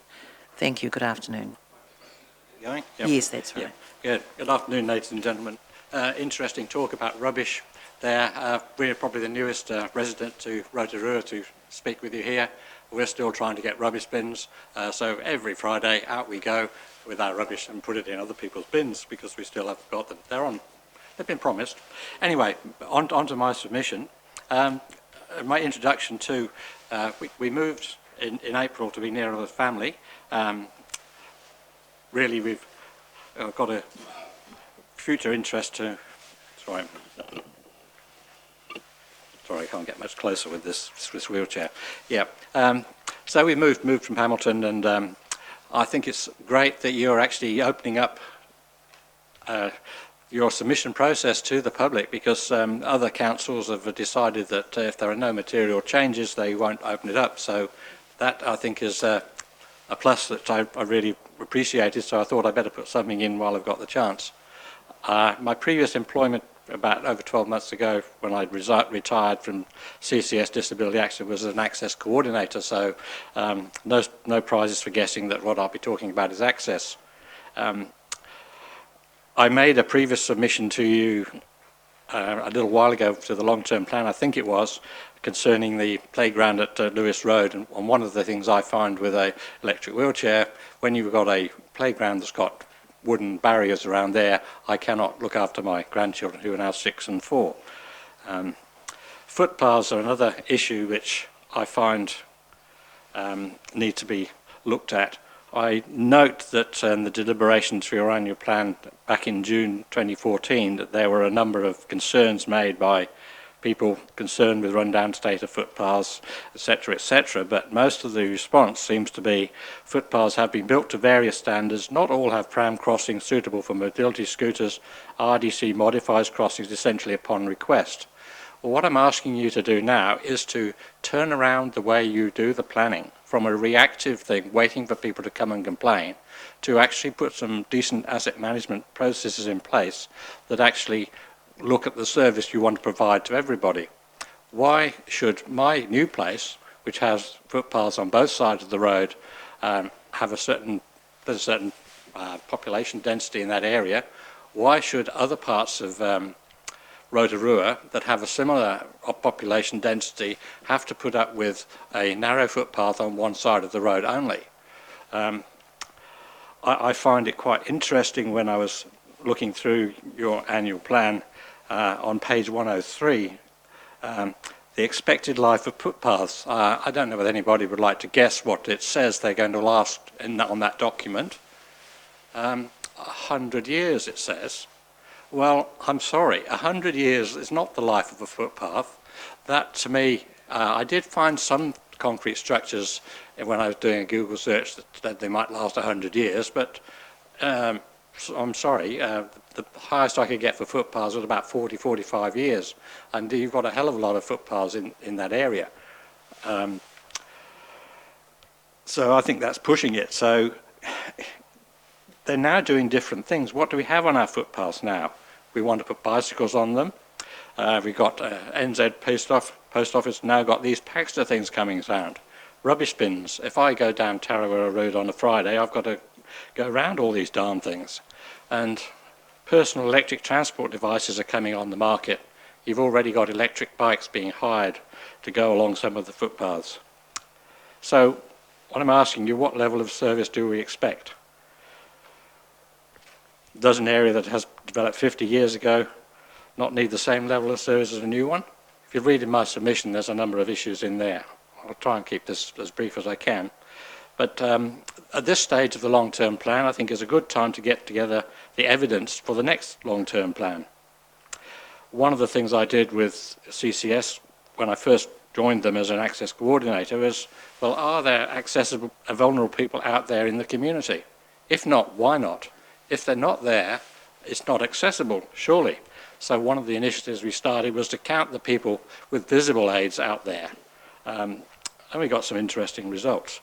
And then you start comparing with the numbers of the people that possibly could be wanting to use footpaths and things like that. We pushed Statistics New Zealand to start thinking about this, and they've just recently issued a new statistics tool which goes region by region how many people with various disabilities there are out there.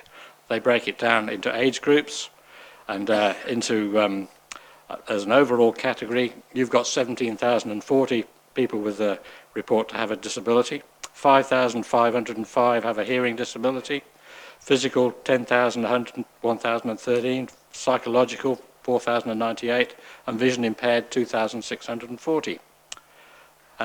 So there's quite a lot of people out there, and we must cater for them as well as everybody else. I congratulate you on the fact that you've commissioned a street accessibility audit for Ngātaha. I was instrumental in getting the first one of those going in Rotorua, and that initiative has grown from that. And so what we tried to do there was to have some rigour into what we did first. I'm not saying you have to do everything at once. Look at the risks and modify the condition. So you do the worst first. Sometimes one small change can make a big difference to people and get them out onto the community. Why should people like the Redwoods have to go down a path if they come onto the road where they can't walk side by side? Yes, what I'm asking you to do is take the following year, this year, so you can get some data together, get it to your public so they can discuss it from a position of knowledge when they are asked for submissions for the next 10-year plan. There's a paper which I also was instrumental or did quite a lot of work on for a group of people, which I attached to my submission, and that refers to the data and the importance of those data and the statistics. So I'm really asking you to actually do some homework before the next long-term plan so we can actually have a good crack at getting your footpaths, which to me are a disgrace, up to a decent standard. Thank you very much. Thank you, Mr. Lovelace. There will be some questions. Councillor Bentley.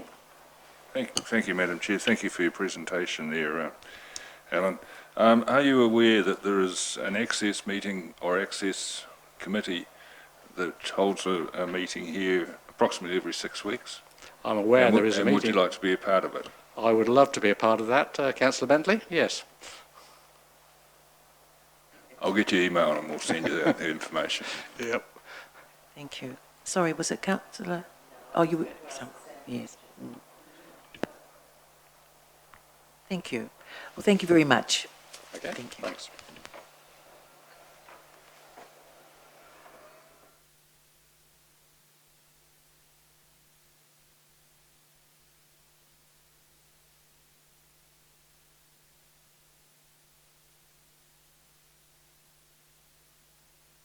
Our next submitter is from Positive Ageing Rotorua, Russell Hallam.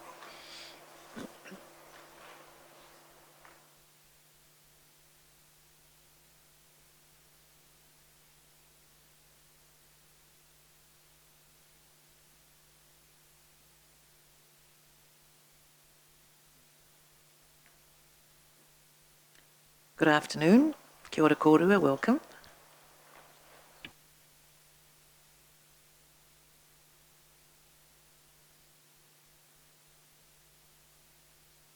That one? Oh. Kia ora, Madam Chair, Your Worship, and councillors. Ka Russell Hallam taka wingama to Chairperson of Positive Ageing Rotorua. I bring you greetings from the group, and I thank you very much for the opportunity to give our submission. In doing so, I am going to introduce Keith Garrett from our group, and he's going to speak to that. Thank you so much. Thank you, Mayor and Councillors. Thank you, Russell. As Russell said, we are from Positive Ageing Rotorua, which is a group set up, if you like, by the council as a group to advise the council on making Rotorua an age-friendly community. So with our submission, we are very much just looking at the issues in relation to the implications for the older community. So we're not necessarily looking at these issues in entirety, trying to pick out the matters that could be important for the older community. Going to your conversation one about the Rotorua sewage scheme, and I've heard some of the arguments this morning, and one of them is obviously the affordability for the owners. From our point of view, thinking of the older community, we are concerned that with the capital cost involved, or even on the longer term, yearly instalment plan, this could be a huge financial burden for retirees who may be on a fixed income. We accept that whether it's through OSET or schemes such as this, property owners are going to be up for a cost. And so we're not necessarily arguing against the fact that in some way the property owners will have to pay up. But we would urge council to just think about if there are genuine cases of hardship of older people who are on a fixed income, for whom, if you imagine you're relying on yearly New Zealand super, that $12,000 is about your yearly income. So we would urge you to investigate or use any mechanisms that are available that will enable that cost to be deferred. There are precedents for this with, for example, holiday cottages on shorelines where there have been cases around the country, and I think probably in Rotorua too, where the action has been able to be deferred until such stage as a property changes hands or the present owners pass on. So we just urge you to think about cases of genuine hardship for older people. In reference to the waste management system, in general we support it. We do hear, some of the things I've been hearing in the last half hour. But we have heard cases where older people are having problems. These bins are pretty big and ungainly, and I didn't walk in this just to look pathetic, but I am already seeing that getting these out even to our close curbside is a bit of a struggle.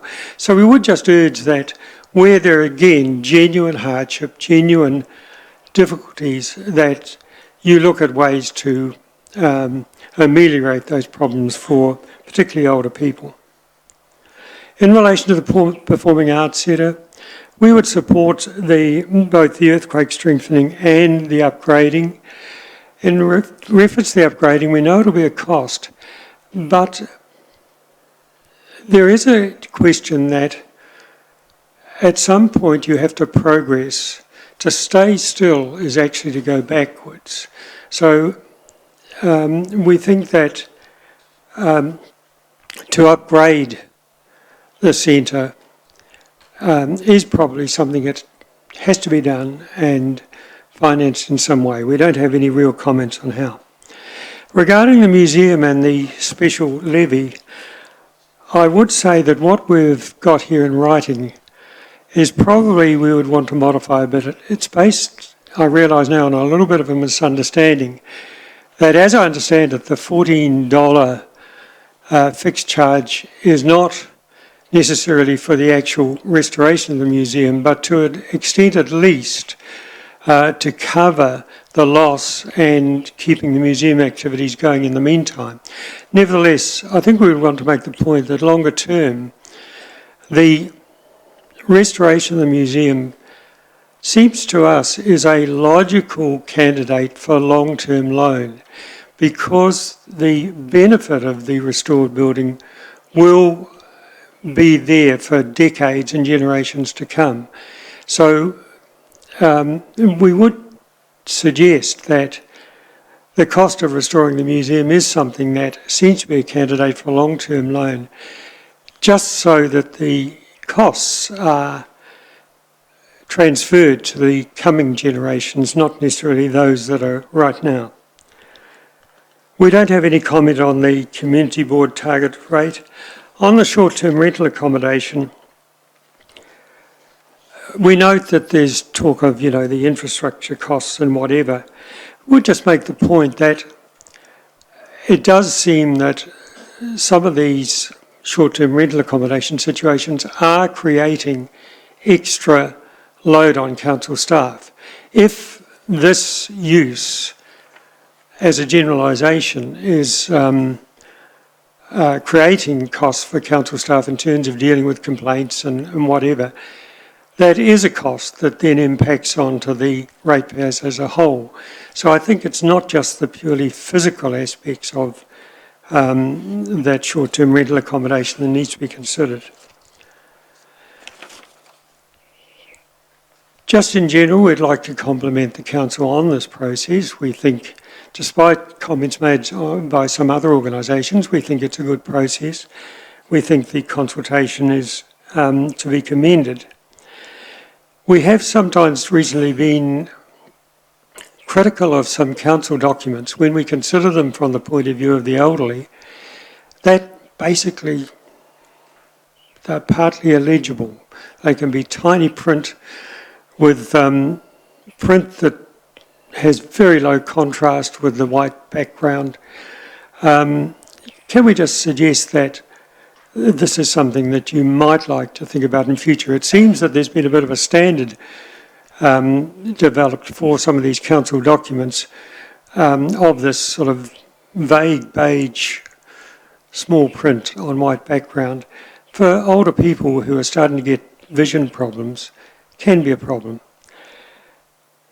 And we note, for example, the annual plan document itself is good. It's got nice legible print, but we come to the feedback document and it's tiny print and not a lot of contrast.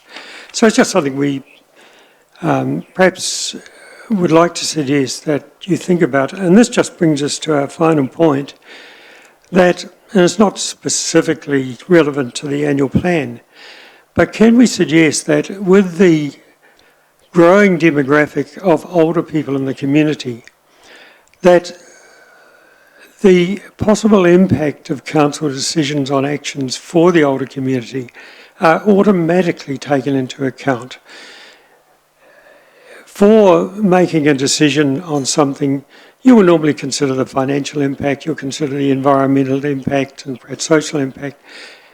Can we suggest that maybe with this growing percentage of the older people in the community, that automatically one of the criteria for considering a decision is, what does this mean for the older community?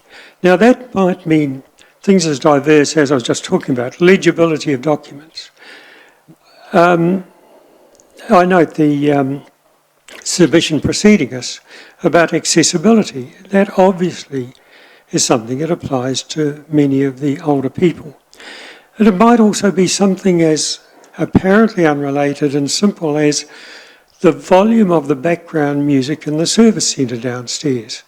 I know, because I've heard this, that with the current habit to always have background music in places, it can make it difficult for older people with hard hearing to distinguish what is being said. So, not necessarily criticising it, but just saying, perhaps, as a general rule, include within your decision-making criteria consideration of the impact on the older community.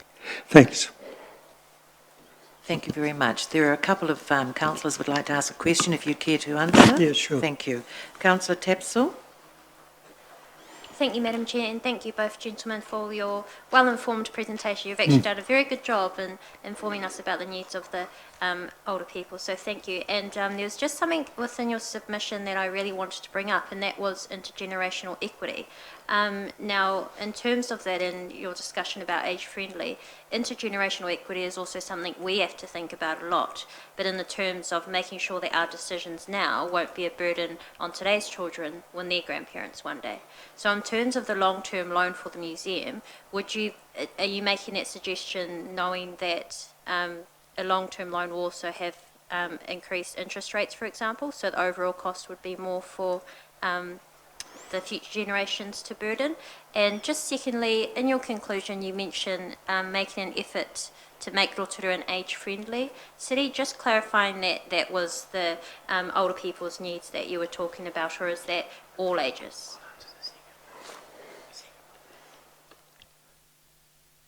On the question of the loans, obviously it's very difficult for anyone to forecast future interest rates. But I guess I'm talking about a principle here that where you have projects where the benefit accrues in the very long term and accrues to future generations, it's, if you like, a general principle that this is where loan finance can be, a valid way to go because it does spread that load. Kia ora, Tanya. On your second question, as our very being is that we are a reference group for council for the issues and planning and the future for older persons in our city, which is 50 plus, whether people like it or not. However, when we do those that consideration and when we pass recommendations, we always have in mind what is good for the older person and senior citizens of our city is good for other sectors of the community.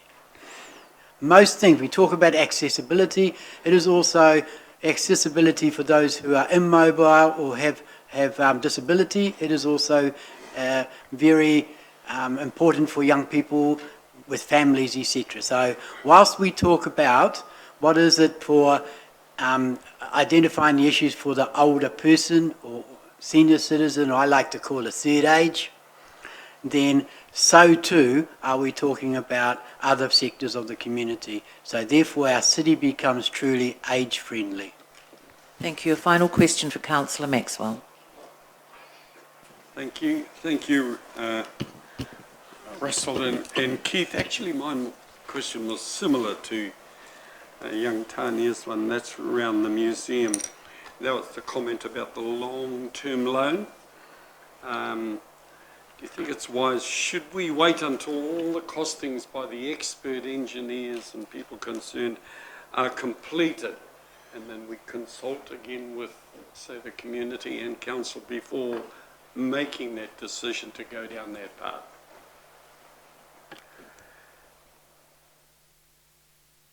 Maybe it's a fairly difficult question for us to answer because I don't know what your situation will be to raise a loan when you don't know how much you need.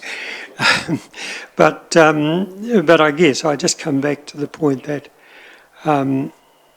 as a principle, it seems to us that it would be to extent unfair to load the whole cost of restoration on the immediate generation. Thank you very much. Thank you both. And look, thank you very much for the work that you do for Positive Ageing Rotorua. Thank you. Thank you.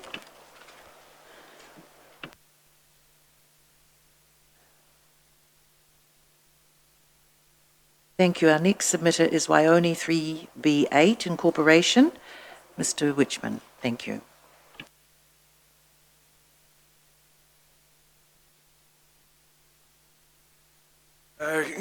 Kia ora tātou, Madam Chair.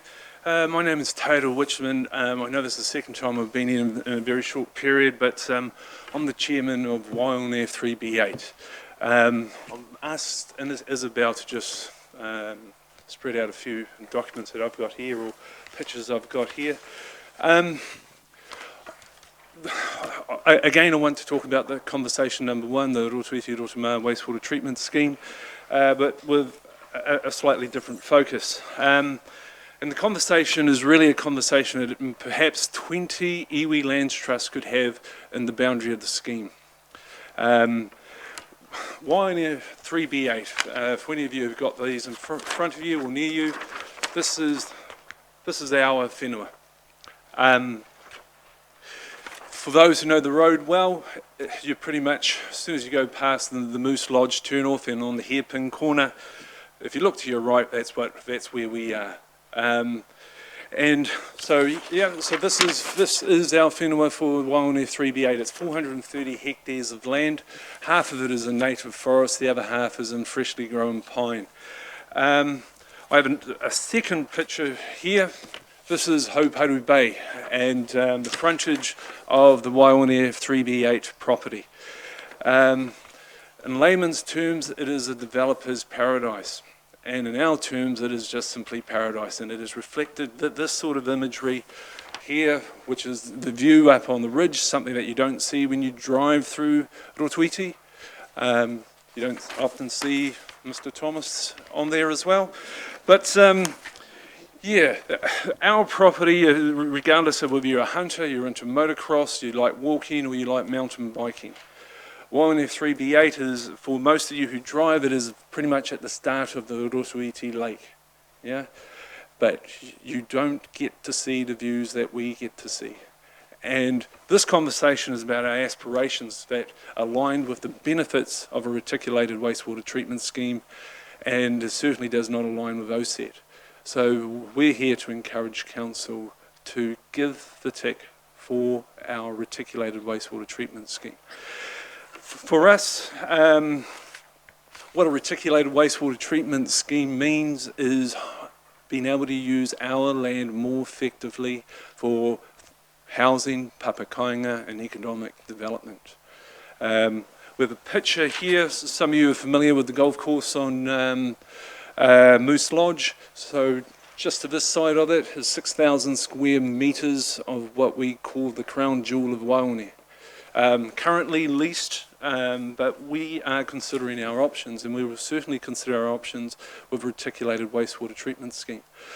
The key, my background is a mechanical engineer, and the key engineering aspect of this is that if you take the wastewater off your property into a reticulated scheme where it is treated to a high level and discharged in an appropriate manner, then again, with the assistance of Council, we will be able to use our land more efficiently. That means if we need high density housing, that's something that is a potential option. So, this front property, it is where anyone stuck in the middle of Grey Lynn, Ponsonby, or on the motorway in Auckland would love to come and spend at least 2 evenings or a long weekend, you know, and they'd pay dearly to do that. We have an opportunity there that is only that we can get a lot more benefit if we can put a few more houses on the property. Yeah, we love our land in Rotorua. It's paradise for most of us, and if you keep driving down that road, you'll see, and if you have the opportunity to get out of your car, run past local iwi as fast as possible and get up to the hills, you will see amazing views, even from the wastewater treatment plant. Correct, Ian? Amazing view from the wastewater treatment plant from where it's proposed. Yeah, yeah, and we will kill to make sure that's just us there. You know, no, this wastewater treatment scheme, our steering committee, what it's done is two things that are very essential to realising our aspirations. Firstly, it's about having a community that works together, and secondly, a council that supports us. Yeah. And as I said earlier, this is a conversation that can be had by many trusts. I'm with the Homingi 3 Trust that own the sports ground in Rotorua. Now we look at it as a potential hub for the centre of Rotorua. And I don't know if many other trustees for the land blocks, Rotorua 15, Homingi, 9B, 3B will be presenting, but that's basically our aspirations, and that's why, from our perspective, it's essential to have a reticulated scheme. And pretty much that's it. Thank you. Thank you. Your Worship? Thank you for coming, Taira, and it's wonderful to see your plans and aspirations, because this is what we're starting to see now with the partnership. And for us to understand how important reticulation is a very important message for us to hear today on this one. Are you also submitting on the spatial plan? Because I see your aspirations here for development and commercial activity and looking at where you want to go.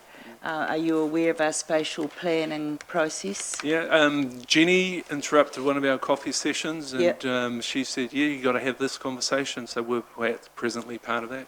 Great. Yeah. Thank you. Councillor Donaldson? Thank you, Madam Chair. Through you, Taira, I've been unaware of your connection to the whenua before this, but just looking at this map here, where about the middle number 30 is on the highway, I'm well aware as you drive past, you can't miss it, there's an urapa just on the hillside there. So is that on your property, is that part of your land, and how do you view the proposal for reticulation of pre-treatment para through that rohi there? The urapa is not on our property. My grandmother used to have, has a property, or used to have a property directly opposite to urapa. But yeah, we do have to look at protecting wāhi tapu and the things that are significant to us from historical and cultural perspective. But we also have to look after the future generations. So, and we have made a large contribution to the scheme and concessions along the way. I don't think there will be many, or should I say the majority would support a reticulated scheme, including pipes on the other side of the road of near the urapa. Thank you. Can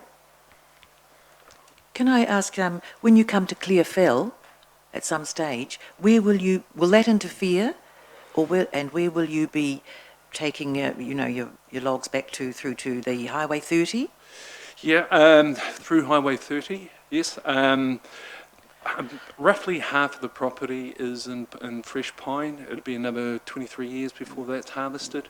That photo that I've got of Mr. Phil Thomas enjoying the view, we are looking at community areas where our landowners can actually be, and the community can share. But no, I don't think the operations will intrude on we plan on the frontage of that property. Thank you. And I am very aware of the property, having walked it some 20 years ago with a number of trustees who are no longer with us. So thank you. Are there any further questions? No. Thank you very much. Kia ora. Thank you.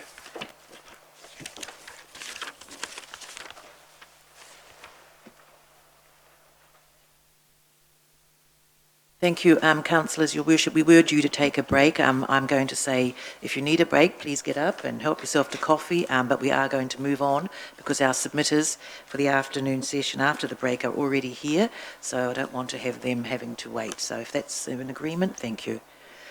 Mike and Joe Rogers. Oh, sorry, just Joe. Beg your pardon. Thank you, Joe. Welcome to you and your little one. I'm not sure, Joe, if you were here when I mentioned that you have 10 minutes for your presentation. Yep, if you'd like to use all of that time just to talk to your submission, fine. Or if you'd like to leave a few minutes towards the end for questions, that'll be up to you. Thank you. Thank you. Thanks for fitting me in. I've got to get home to the next one. I would just like to put forward that you should have the paperwork, but also we'd like to talk about the refuse collection in the Waimangu and Refakaitu area. We back in November. Excuse me, Joe, can you just move the microphone to closer to you? Just pull the whole thing forward. Thank you. Back in November, well, 10 years at least prior, we've had a collection, unknowing to us, that we shouldn't have necessarily had.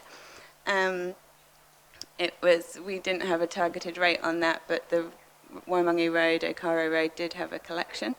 We only realised this when it was stopped in November, so we wrote to the council, and several phone calls and everything later, we realised we didn't have a collection anymore. We would like to put forward that, given the targeted rate, that we would like this service reinstated, to have a curbside collection like other areas. Basically, is really what we would like. We tried to work together with the council, and from November to January didn't hear anything at all. January I did have a reply, and the consultation process started. The proposal that was done in May, 3rd of May, for the meeting was that some areas would get nothing really, just or bring it into town. Other areas were having the bins. So bags or bins, I don't know, but anything curbside is really what we would like. We're going to have this targeted rate. We would like the service that goes with it. A transfer station isn't really what we would like, because it's a very high tourist area, and we fear it would look messy and get used for a whole load of stuff that's not the residents' general refuse. So we surveyed the road, and back in when we thought it would be optional, we had over 50-60% of our road, and the Refakaiti area had much the same, I think, which has obviously gone up since the rate has become a compulsory targeted rate. I think everyone would like to be as responsible as possible to get rid of their waste sensibly and recycle as much as they can. So that's really what we'd like. Just our rubbish collected, please. Thank you. I'm sure there might be a couple of questions. Yes, Your Worship, thank you. Thank you, Joe, for coming, and nice to have your daughter. This is council here. She might have a view. Are you aware of a rural board now that could help voice the concerns of Waimangi? They have been, yeah. Great. Chris Sutton's been really good helping me and putting through. Brilliant. So that's the process that will also help individual submissions get the feedback from different areas. Yeah, we had a big. Like it was pretty wide spread across the Refakaiti meeting that we put forward, that we wanted to try and work with you guys to try and get the service that we wanted. Yeah. Councillor Gould. Thank you, Joe, for your presentation today. With your written submission, you said we do not want to pay for half the amount proposed for vacant land. You're talking about that the wheelie bin would be good. You, in other words, don't want to be paying for both wheelie bin and vacant land on your farm section, is that correct? I have my dwelling on my land, but I know lots of people who have a section that's not related to their house, or runoff or whatever. We don't feel that it's fair to pay, we're paying for other people's refuse service for those people who have that land that's used for farming. They don't need a wheelie bin for that area. If there ever was a property put on it, then they could have the targeted rate and the service. But for land that doesn't need a refuse collection, we don't see why they should have to pay even a section of, a portion of that amount of money. Thank you. Thank you. For no further questions, thank you very much for coming in this afternoon. Thanks for fitting me in. Thank you.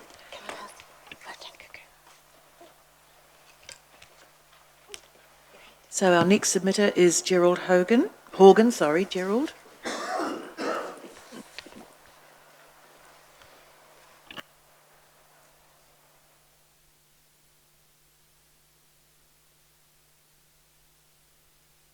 Good afternoon, Gerald. Welcome this afternoon.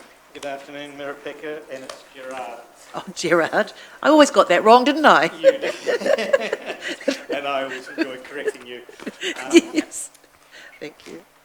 Thank you for this opportunity. Now, I do have it as a PowerPoint presentation, but I'm not certain if you've got it. So this afternoon, I want to talk about rates, economic development, partnership and community board funding, museum recovery, Performance Arts Centre, refuge services, sewerage. I couldn't avoid talking sewerage. And lastly, I want to comment on the consultative document. Probably now you can probably hear me better, so who knows. Okay. Thank you. Can I just say, Gerald, you are aware that you have 10 minutes? I am aware of that, Thank you. Mirapeka. So it's going to be short on each, brief on each of them. Rates.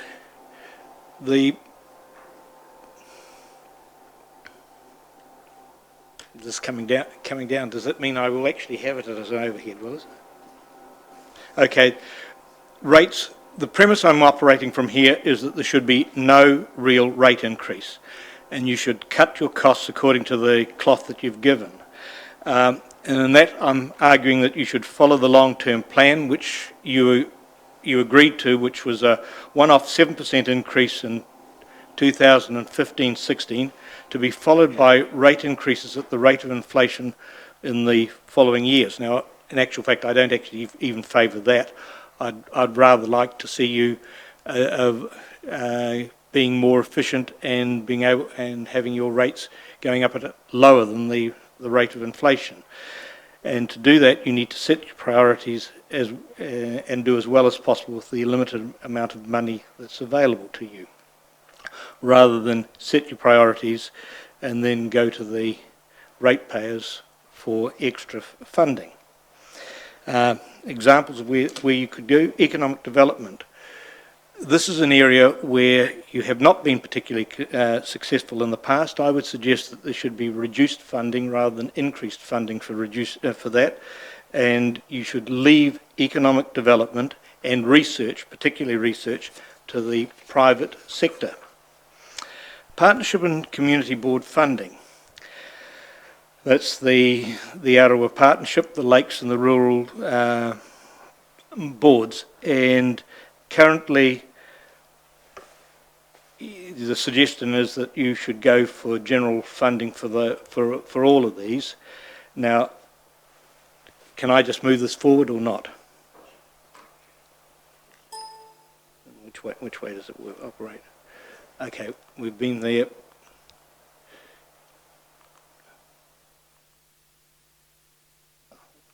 Go back one. I favour for all of these boards that they should be funded from a mix of targeted and general rates, and the mix will depend on the council's assessment of the benefits to the target group. So if you have the lakes, for example, the Lakes Board supposedly represents the people in the lakes and gives you better entree into their needs and doing things for those people. Rightly, user pay. They should pay for that. But there's also, with that board comes some advantages to the rest of the community. Having the lakes looking neat and tidy and all the rest of it, we all benefit from that. And to the extent that what they do achieves better benefit to the wider community, the wider district should pay. Now, I think my personal belief is that council every 2 or 3 years should actually go through all the boards that they've got and said what percentage of their benefits are attributable to the group that they're representing. That group should fund that, and the rest of the benefits down to the wider district, and the wider district should fund those. So it's, rather than having it all being general or all being targeted, there should be a mix, and that mix should vary with the board and depending on a council assessment. So you would be accountable for your determining the assessment. Museum recovery. Quite frankly, this should be funded from within the existing general rates, and if that means that you need to reprioritise your general rate spend, so be it. I'm amazed that we ever got to the stage now, after 30-odd years and considerable expenditure on upgrading the museum and extending the museum, that we should get to the stage now that nobody apparently had done an assessment and realised that there was a real risk of earthquake damage. And okay, perhaps in 2000 it wasn't aware, but come 2010 or 2011, and it takes till 2016 and an earthquake that most people in this town didn't feel to suddenly realise that we've got a danger there, something is very wrong. But should be from the general rate spend. Now, for the Performing Arts Centre and the proposals there needs to be a decent business case for that. At the moment, one of the two things that were in there were earthquake strengthening, $3 million. Now, one of the options given in the discussion document was do nothing. If that really is an option, that means that the earthquake strengthening is a nice to have but not essential item. It should go down, in my view, at the moment, down the list of priorities. And by the way, $3 million is exactly what you were, or approximately what you were planning on gaining from the rate increases this year. So your rate increase problem is solved. With that one. The other one that needs a business case is improving the attractiveness for performers, which was $3.5 million. Both those things actually do need to be properly the business case for them, particularly in the latter case when the comment is made that the asset is not as fully utilised at the moment as it might be, and when you surveyed various groups, one of the issues that was of concern was the cost. So I would suggest at the moment that the focus should be on developing a charging policy which will enhance the use of the existing facilities. Use what you've got as well as you possibly can. Next, refuge services. Quite frankly, I believe you should retain the current system with a mixture of targeted funding for those using specific curbside services and general rate funding for the public good aspects of the service. And there should be an opt-out provision for those should exist for those who take the targeted services. Now there are a couple of reasons why I'm pushing for this. The first one, I'm an economist, and economists hate monopolies. And what you're creating is a monopoly. Not only are you creating a monopoly, but you're creating a monopoly with no incentive whatsoever to be service orientated, because we pay for it regardless of how good or bad it is, and if it's really bad, we pay for it, and then I opt to go and spend some more money with waste management or some other outfit to provide the service. So in order to keep the waste management service orientated and cost efficient, I think you need to have an opt-out provision so that I can opt out if they don't provide. And already with the current system, for the first time in 5 years, last Friday I had to pick up rubbish that wasn't my own, that had been left behind by the service. I am not impressed. Then we get to sewage. Now, the Rotorua scheme, quite frankly, the material in the discussion document indicates a need for much wider discussion on sewage schemes. That is a very expensive scheme. It really is, and the idea of us subsidising Rotorua at $37 a pan, which in the future, how many more schemes of that sort, of that ilk, can we consider? And after Rotorua, does Tarawera, do the residents out there get a similar scheme with similar costs? There needs to be a much wider discussion, and that discussion needs to be before, not after, council decides to continue with the existing proposal. So there are options that I think that need to be canvassed a little bit more widely than what has been so far. Now, I think I'm on time. Yes, I think you are. I want to make a couple of comments about the annual plan consultation document. I was impressed by just how wide and how many various ways you put that material out. I was less impressed with the material itself. I would describe it in some places as being a little disappointing. Sloppy. What do I mean by sloppy? Well, when it came to the discussion of the East Rotorua sewerage scheme, the conversation included a mixture of GST included and GST excluded figures, making it far more difficult and not always appropriate to directly compare and contrast figures. In some cases, too, there was a downright failure to mention whether the figure in there was GST included or excluded. Ideally, all figures should be presented on exactly the same basis. So they should all be GST excluded or GST included, and the whole lot of them should be the same way, so that when you're doing comparisons, the comparisons can be fair and relevant. Misleading.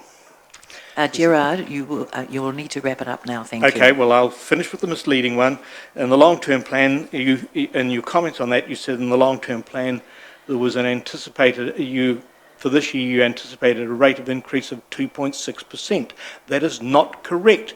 You anticipated that you would increase the rates at the rate of inflation, which you got from Burl at 2.6%. In your document today, it currently looks as though you're operating with a 1.5% increase and it's forward-looking rather than backward-looking. So, in actual fact, it would have been far more honest to say that it was that you were intending to increase it at the rate of inflation, not at 2.6%. And the other one is you make the comment that the increase is generated from a small inflation factor and direct funding for increased services. That's not correct either. There's a 1.5% inflation assumption in there. The direct funding, the targeted funding, goes on to the sewerage, into the refuge collection or services, but that's no increase in services. There's a totally new thing with the proposed targeted funding for the museum, and the general rate, which is currently taking 20% of the sewerage of the refuge collection, which is now being flipped into 100% targeted, you didn't take that out of your general thing, so effectively you kept that in there. So in actual fact, the increase, it's a major increase. It's between that and the museum is 13% of the increase. That's 25% on this one, and there's 37% switched over with the targeted funding into the curbside collection, and there's no increase in service. Thank you very much. Thank you for coming along. Thank you. Rosemary Hatfield? And no questions. Oh, thank you. Thank you. Right, thank you. Our next submitter is the Rotorua Rural Community Board and Shirley Trumper.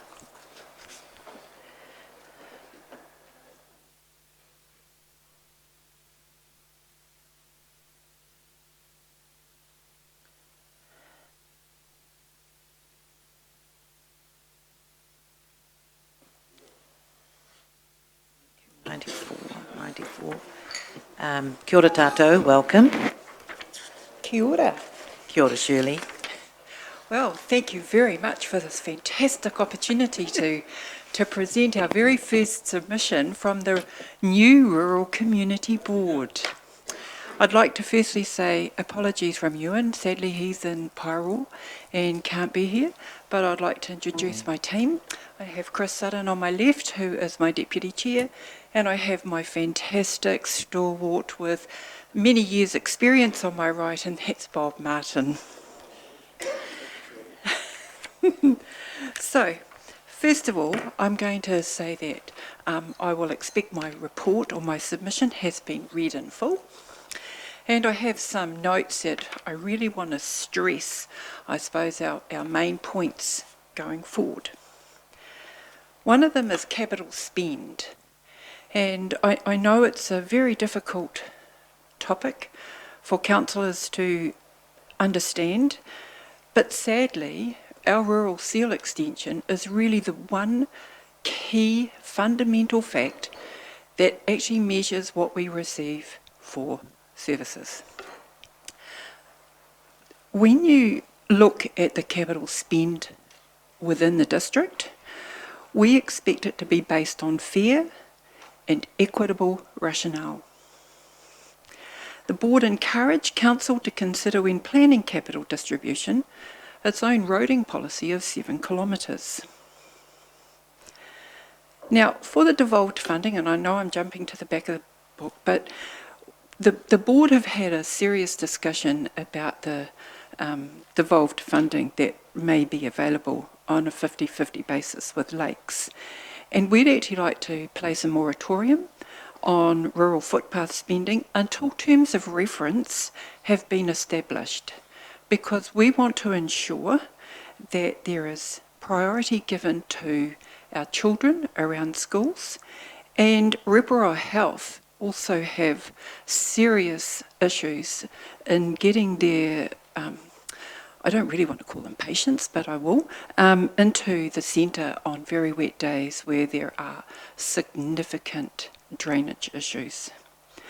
Now, we have not had time to get around all the district, which is really sad, but we have had a lot on our plate. And so we would like to, over the next few months, identify areas outside of the south of Rotorua, obviously, with the focus on identifying issues where children are our priority and getting them to school safely. The other one that I have is that when new footpaths are designed, that they're actually constructed to cover the potentially new legislation which will allow cyclists to share the space with pedestrians. So they can't be just your single width, footpaths. They must actually be future-proofed, so to speak. The biggest issue that has faced our area, I suppose, south of Rotorua, is the extended rural service for waste minimisation. Now, we absolutely, 100%, totally, categorically support a targeted rate. That means it's fair, reasonable and transparent. For the extended rural service, however, we have, I suppose, around 900 plus residents who have attended meetings and responded to a survey over the last few months to discuss waste minimisation.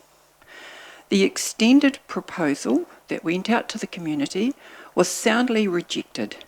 Furthermore, the proposal actually divided the communities. The commonality was to go back to the community using the solutions they themselves provided to allow the community to compare costs. Moreover, whichever method is chosen, it must not divide the communities. Although not part of the submission, if 60% of plus approval can be obtained from our community, then hopefully time will draw our other naysayers into the fold, shall we say. Rotorua and Ruwhakaira residents have far stronger appetite for a service which includes full curbside, and the board will continue to work with the waste team engagement to seek best service outcomes.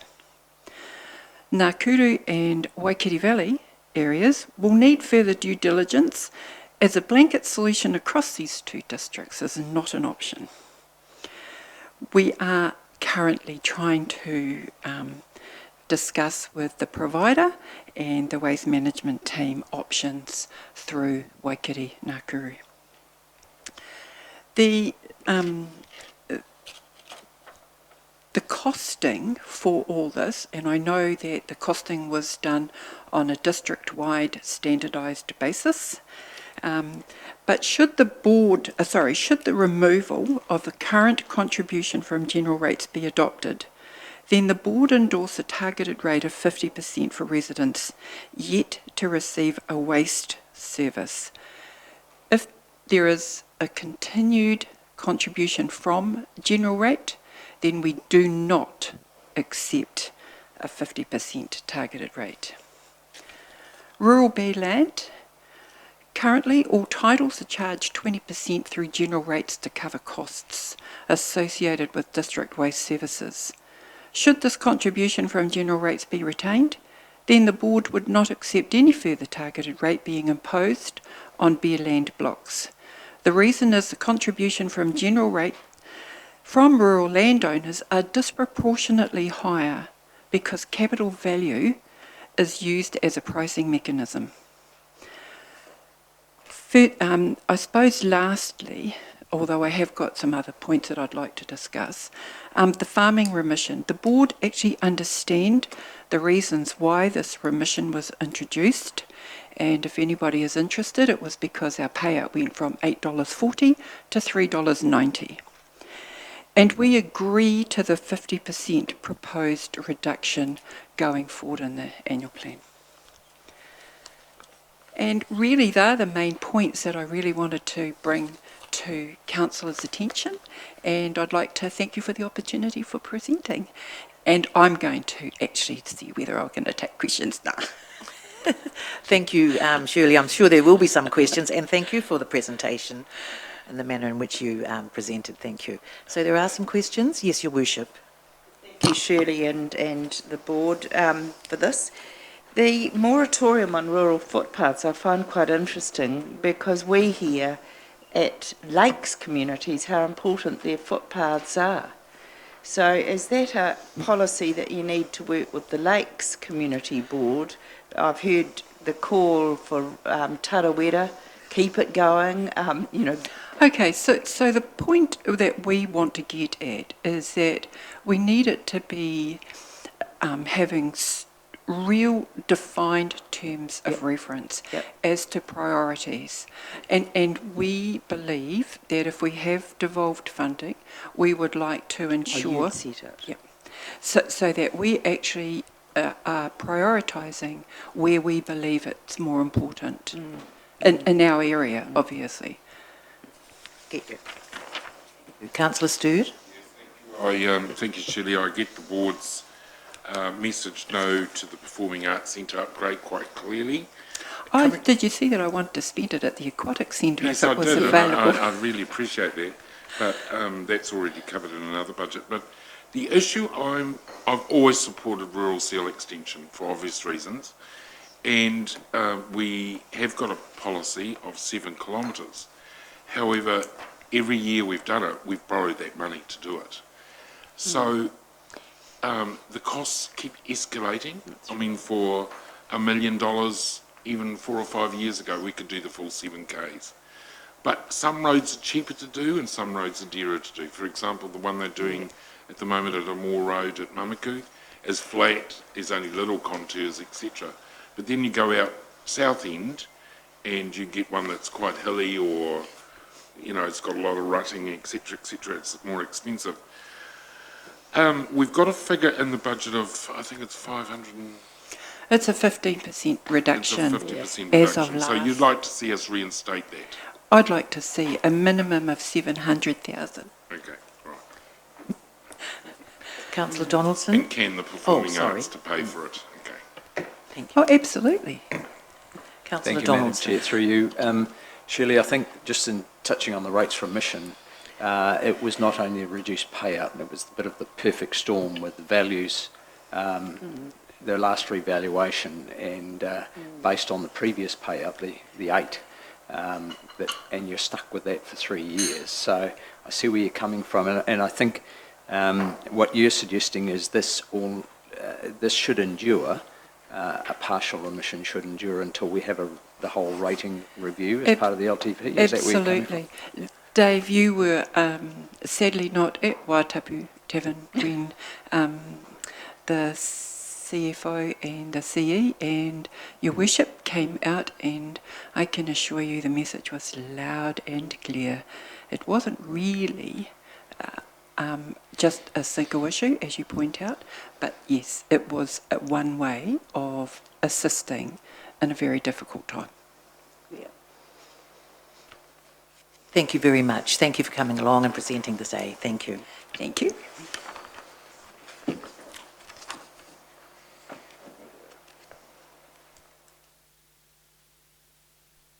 Our next presenter, Wilhelmina Mohi.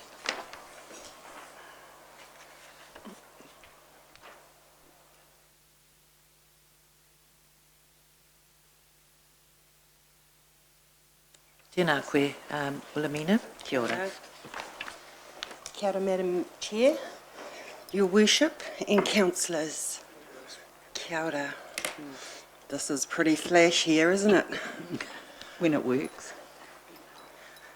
This is the first time I've ever had myself in this position. I don't know why I do this to myself, but I seem to do it to myself for some reason. I'm a little bit nervous, so if I go off track, please just bear with me. Right the bye. Thank you.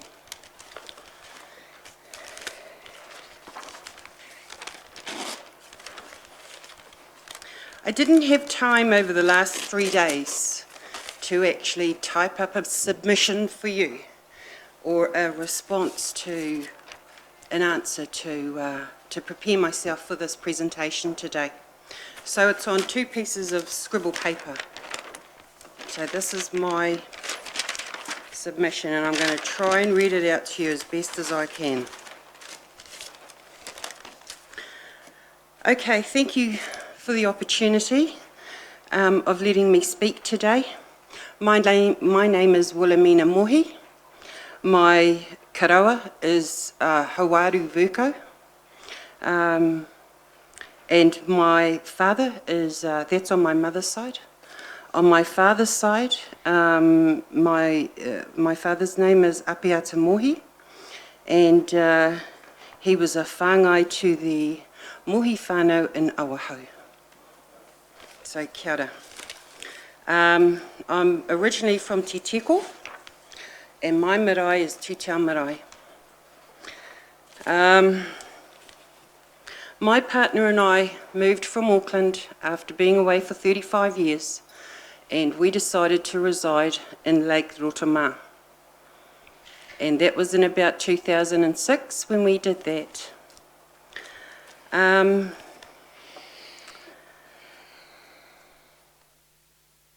In my submission, and it's pretty brief when I listen to some of these experts that have spoken before me, because they're obviously used to speaking in front of people like you who've got some flash presentations, but in my submission it's very tiny and probably quite obvious that I haven't done this before.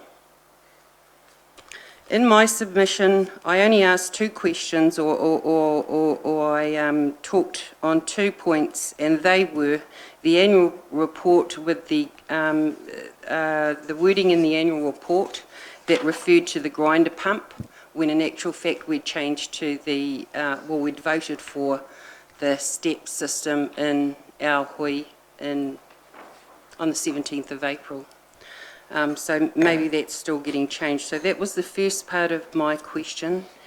And the second part really is all about money, money, money.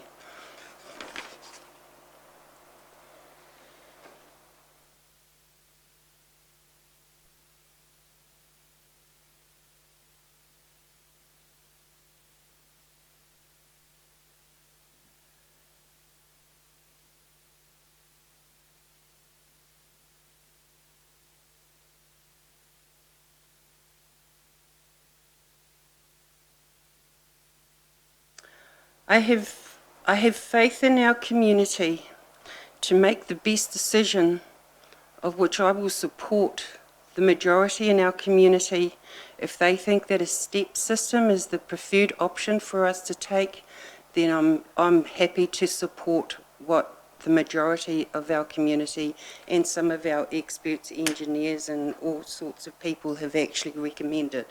No problem. I'm very concerned around the money issues that we have had. I've attended meetings probably since about 2008 regarding our sewage system. And it's Ian McLean referred to it being a long journey, and it's a very long journey. So, and it's been, you know, so some of the things for us have been quite challenging to take on board. And you know, some of the things that our community have actually had to consider for the sewage system has been, originally we had 7 options. And we came down to one and then we chose one. But also we've had during all of these meetings, we've had what options would we like. The second thing is that the subsidy keeps getting raised to us, and I always feel very pressurised that we need to make, in our little wee community, we need to make a decision very, like now, on these subsidies. Otherwise, they will be taken away. So that's very, it doesn't make me feel very comfortable. The costs, the estimated costs that have been presented to our community have been challenging because and frightening. Everything I'm saying to you has actually been said in the past. I've been here for about 3 or 4 hours, and everything I'm saying to you, I'm repeating it, but probably in more general terms than they have. So the costs of the estimated costs are a concern, and what are all of the additional costs to that as well? What it actually challenged me to do was, or made me do, was actually phone the call centre and council here and ask for a report, and I did that about a week ago. And that report that I asked for was mine and Jack's rates for the last 10 years, just our personal rates. And that ranged from 2008 to 2017. In 2008, Jack and I paid $988 in total for rates. Last year, we paid $1,990. So in just 10 years, we've had an increase of approximately $100 a year. And over the past 10 years, we've had an increase of over 100% of our rates, mine and Jack's. So I'm not very happy about that, because what it made me do was give the call centre another call and ask them if they could please provide a report that showed me what our water rates, mine and Jack's, were in the same period of time, and also what projects the council undertook between 2008 and 2017 for Rotorua. So, due to the call centre being very busy, we weren't able to get those reports, but that's okay. I think I've made my point here with the increase of rates. So I'm quite nervous to think that my rates are going to increase by an extra 100%, and me and Jack and I are going to be faced with a bill every year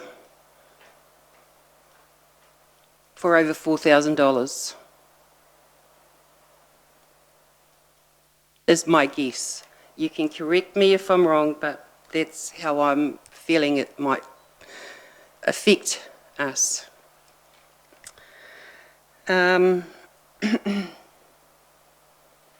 So yeah, so those are the reports. We're just to compare what's actually happened to us in our little wee community.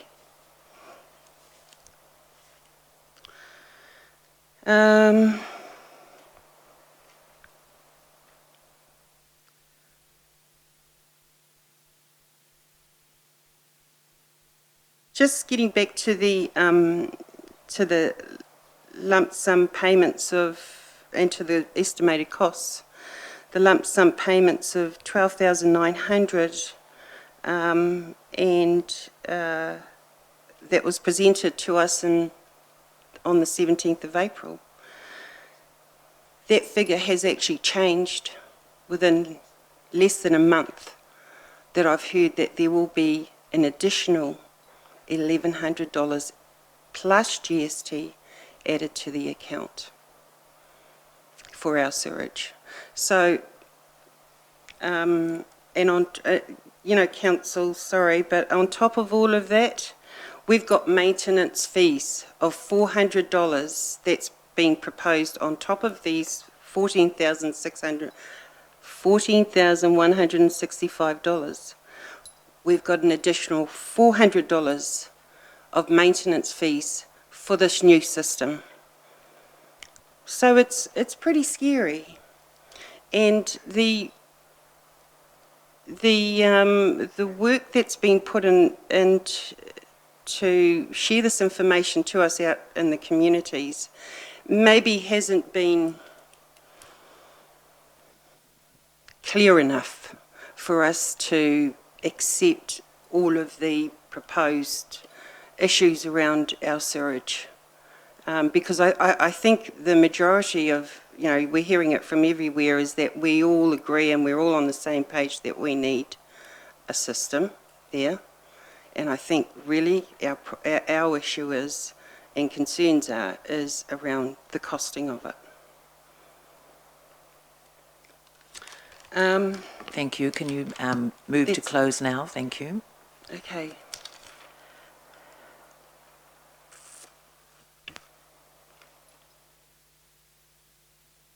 No, I think I've finished actually. Thank you. Thank you very much, Wilhelmina. Thank you for coming along this afternoon and presenting. Thank you.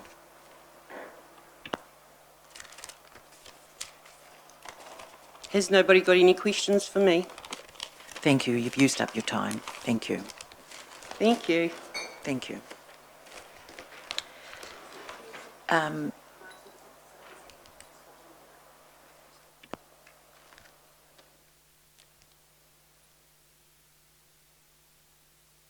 Thank you. Our next submitter from the Rotorua Association of Moteliers, Martin Althusen.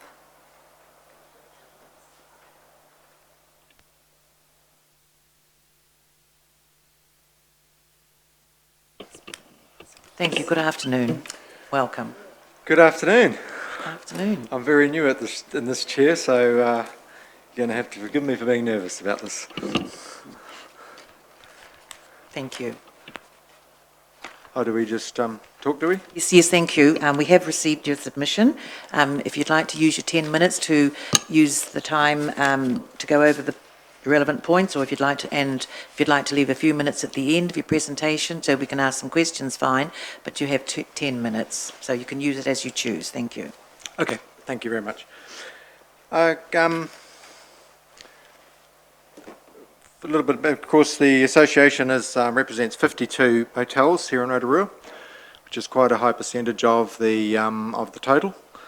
And I guess there are just concerns about what's happening in the town with all these extra accommodation places popping up on different websites, whether it be Airbnbs or Book a Batch or otherwise. The main point, I guess, coming into is the lack of parity that we have in trying to work against these people, because in a sense they are taking our business. There's, I believe there's something like over 400 now of these private/individual properties that list, And our thinking is that here we are trying to do good business for the interests of our visitors and for Rotorua, and we are basically being hijacked, if you like, by these Airbnbs and different things. I can appreciate there is a place for them, but the emphasis that we want to put on is the lack of parity that we're getting between what motels are doing or trying to do and what the short-term rental accommodation fillers are doing. Motels, I think the most significant differences get into things like financial commitments, health and safety requirements, compliance issues, all those sort of costs, and even just the social responsibility of having a motel which is upfront to attract people here. A lot of these things come at a lot of cost. If we use one of the big ones that come up besides the rent might be the rates. You know, you start putting in your normal rates, your water rates, your compliance costs and other bits and pieces. You can there are many motels that would be getting up between $1,500 and $2,000 per unit just to be able to operate, and that takes a fair bit of picking up. Now, you start comparing this to some of these Airbnbs and what they're doing. Well, a domestic house, their rates might be $3,000, but even if we look at capital values on some different properties, one example I've got here is a motel valued, a capital value 1.3 million. Their rates are in excess of $20,000, just taking in their normal rates and water rates. While there's a B&B that operates not that far away, capital value 1.4 million, and their rates are only 5,500. So, okay, maybe a slight difference in unit numbers. The Airbnb can accommodate, I think, three rooms, while that motel actually has about 12. But yeah, it's not to say that the motel is full all the time. You add into the other considerations, and my background from another time was in around insurance.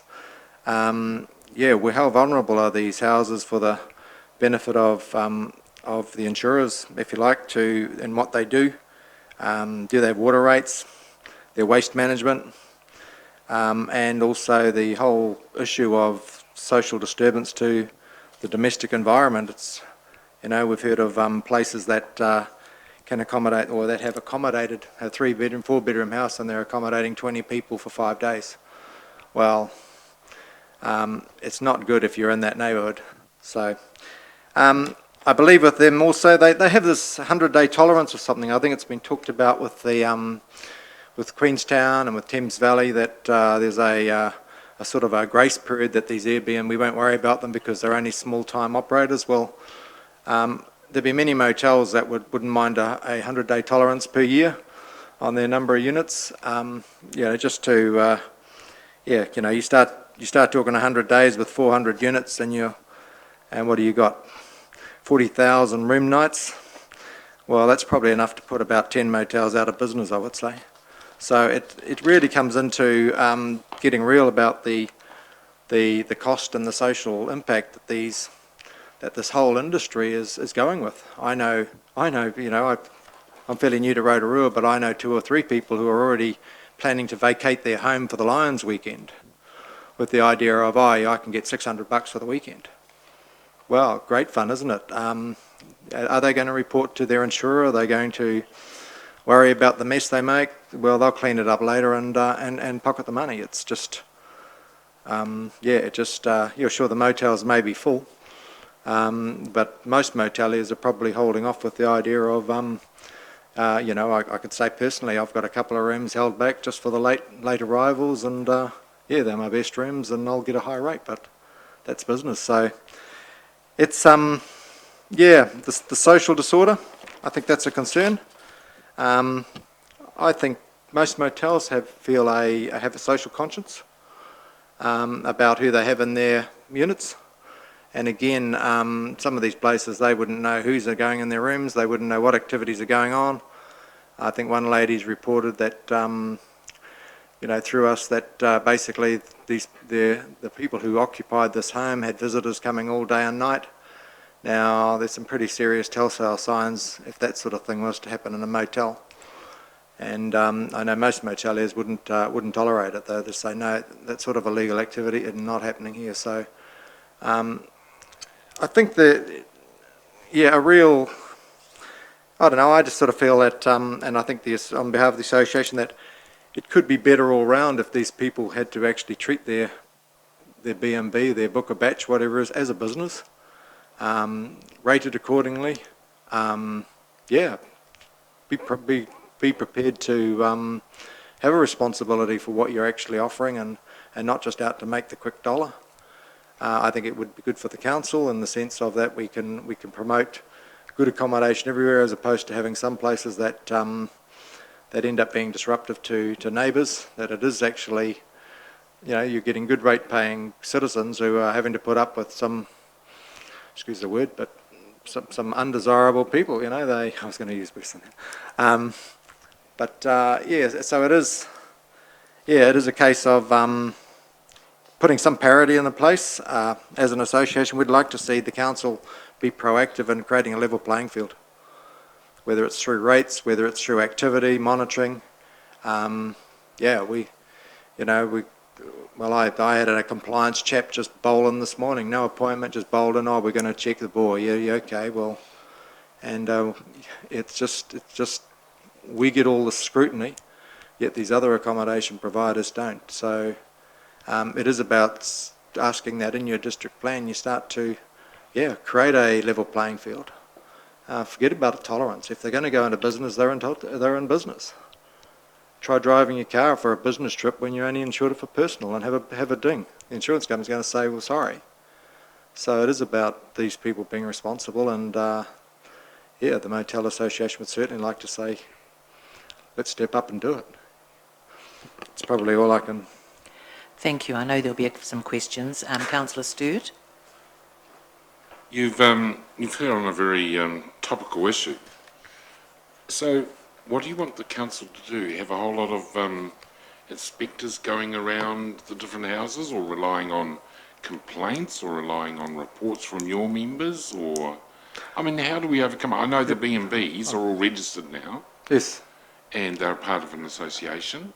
Are the they? Airbnbs are the ones. Yep. I mean, I've had stories of some, and I'm in real estate, earning $150,000 a year off their B&B, Airbnb, and they haven't bought the house to live in; they've bought it to rent out on a casual basis. So it's a huge industry in Rotorua, and I acknowledge that. But what do you want the council to do? Are they paying proportional rates compared to what a motel would have to pay? Absolutely. Are they paying all the costs? Yeah, well, a place to start might be that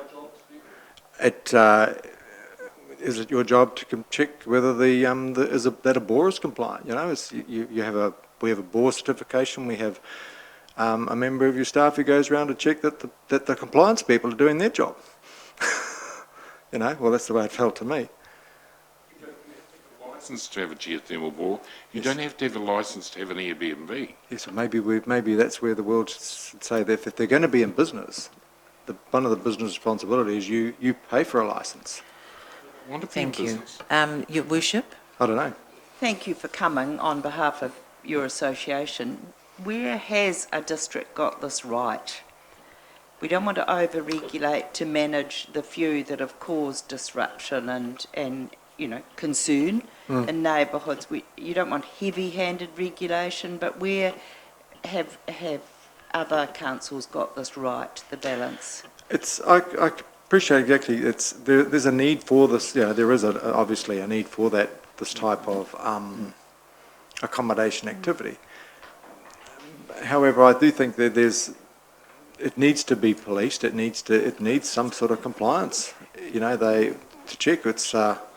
If you're starting to deal with the numbers that are there, well, shouldn't it be? You're starting to talk about a lot of turnover, a lot of people. So does it become a role for an individual or someone that's contracted to do that? Thank you. It is a matter of starting and putting a peg in the sand and saying this is what we will or won't tolerate. Thank you, Martin. Your concerns have been raised by other submitters as well, so it's good to hear from the Moteliers Association. Thank you very much for presenting today. Okay. Thank you. Oh, the other thing was just the waste management. It's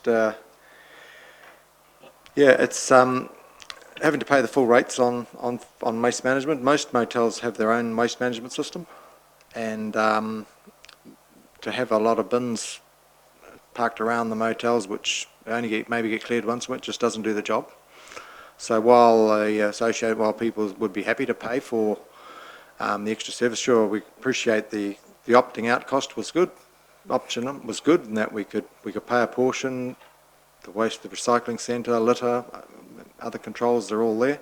But however, if the council was going to say take our waste management problems away, well, certainly we could pay 2 or 3 times. We pay a lot of money to the likes of environment waste and waste management. So it's just a case of the opt-out system was there as the existing providers look after our needs, while having a council bin system emptied once a week probably wouldn't look after our needs.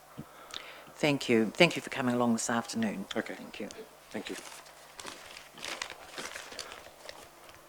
Niall, Mr. Dinnings, our next presenter, Niall Dinnings.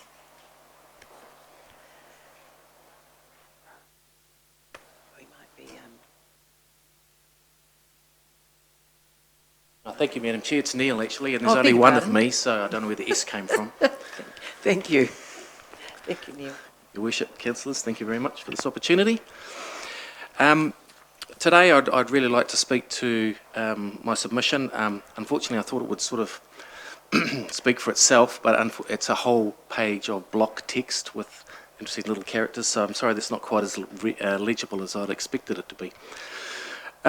Essentially, my main set of comments are around the targeted rate for waste management.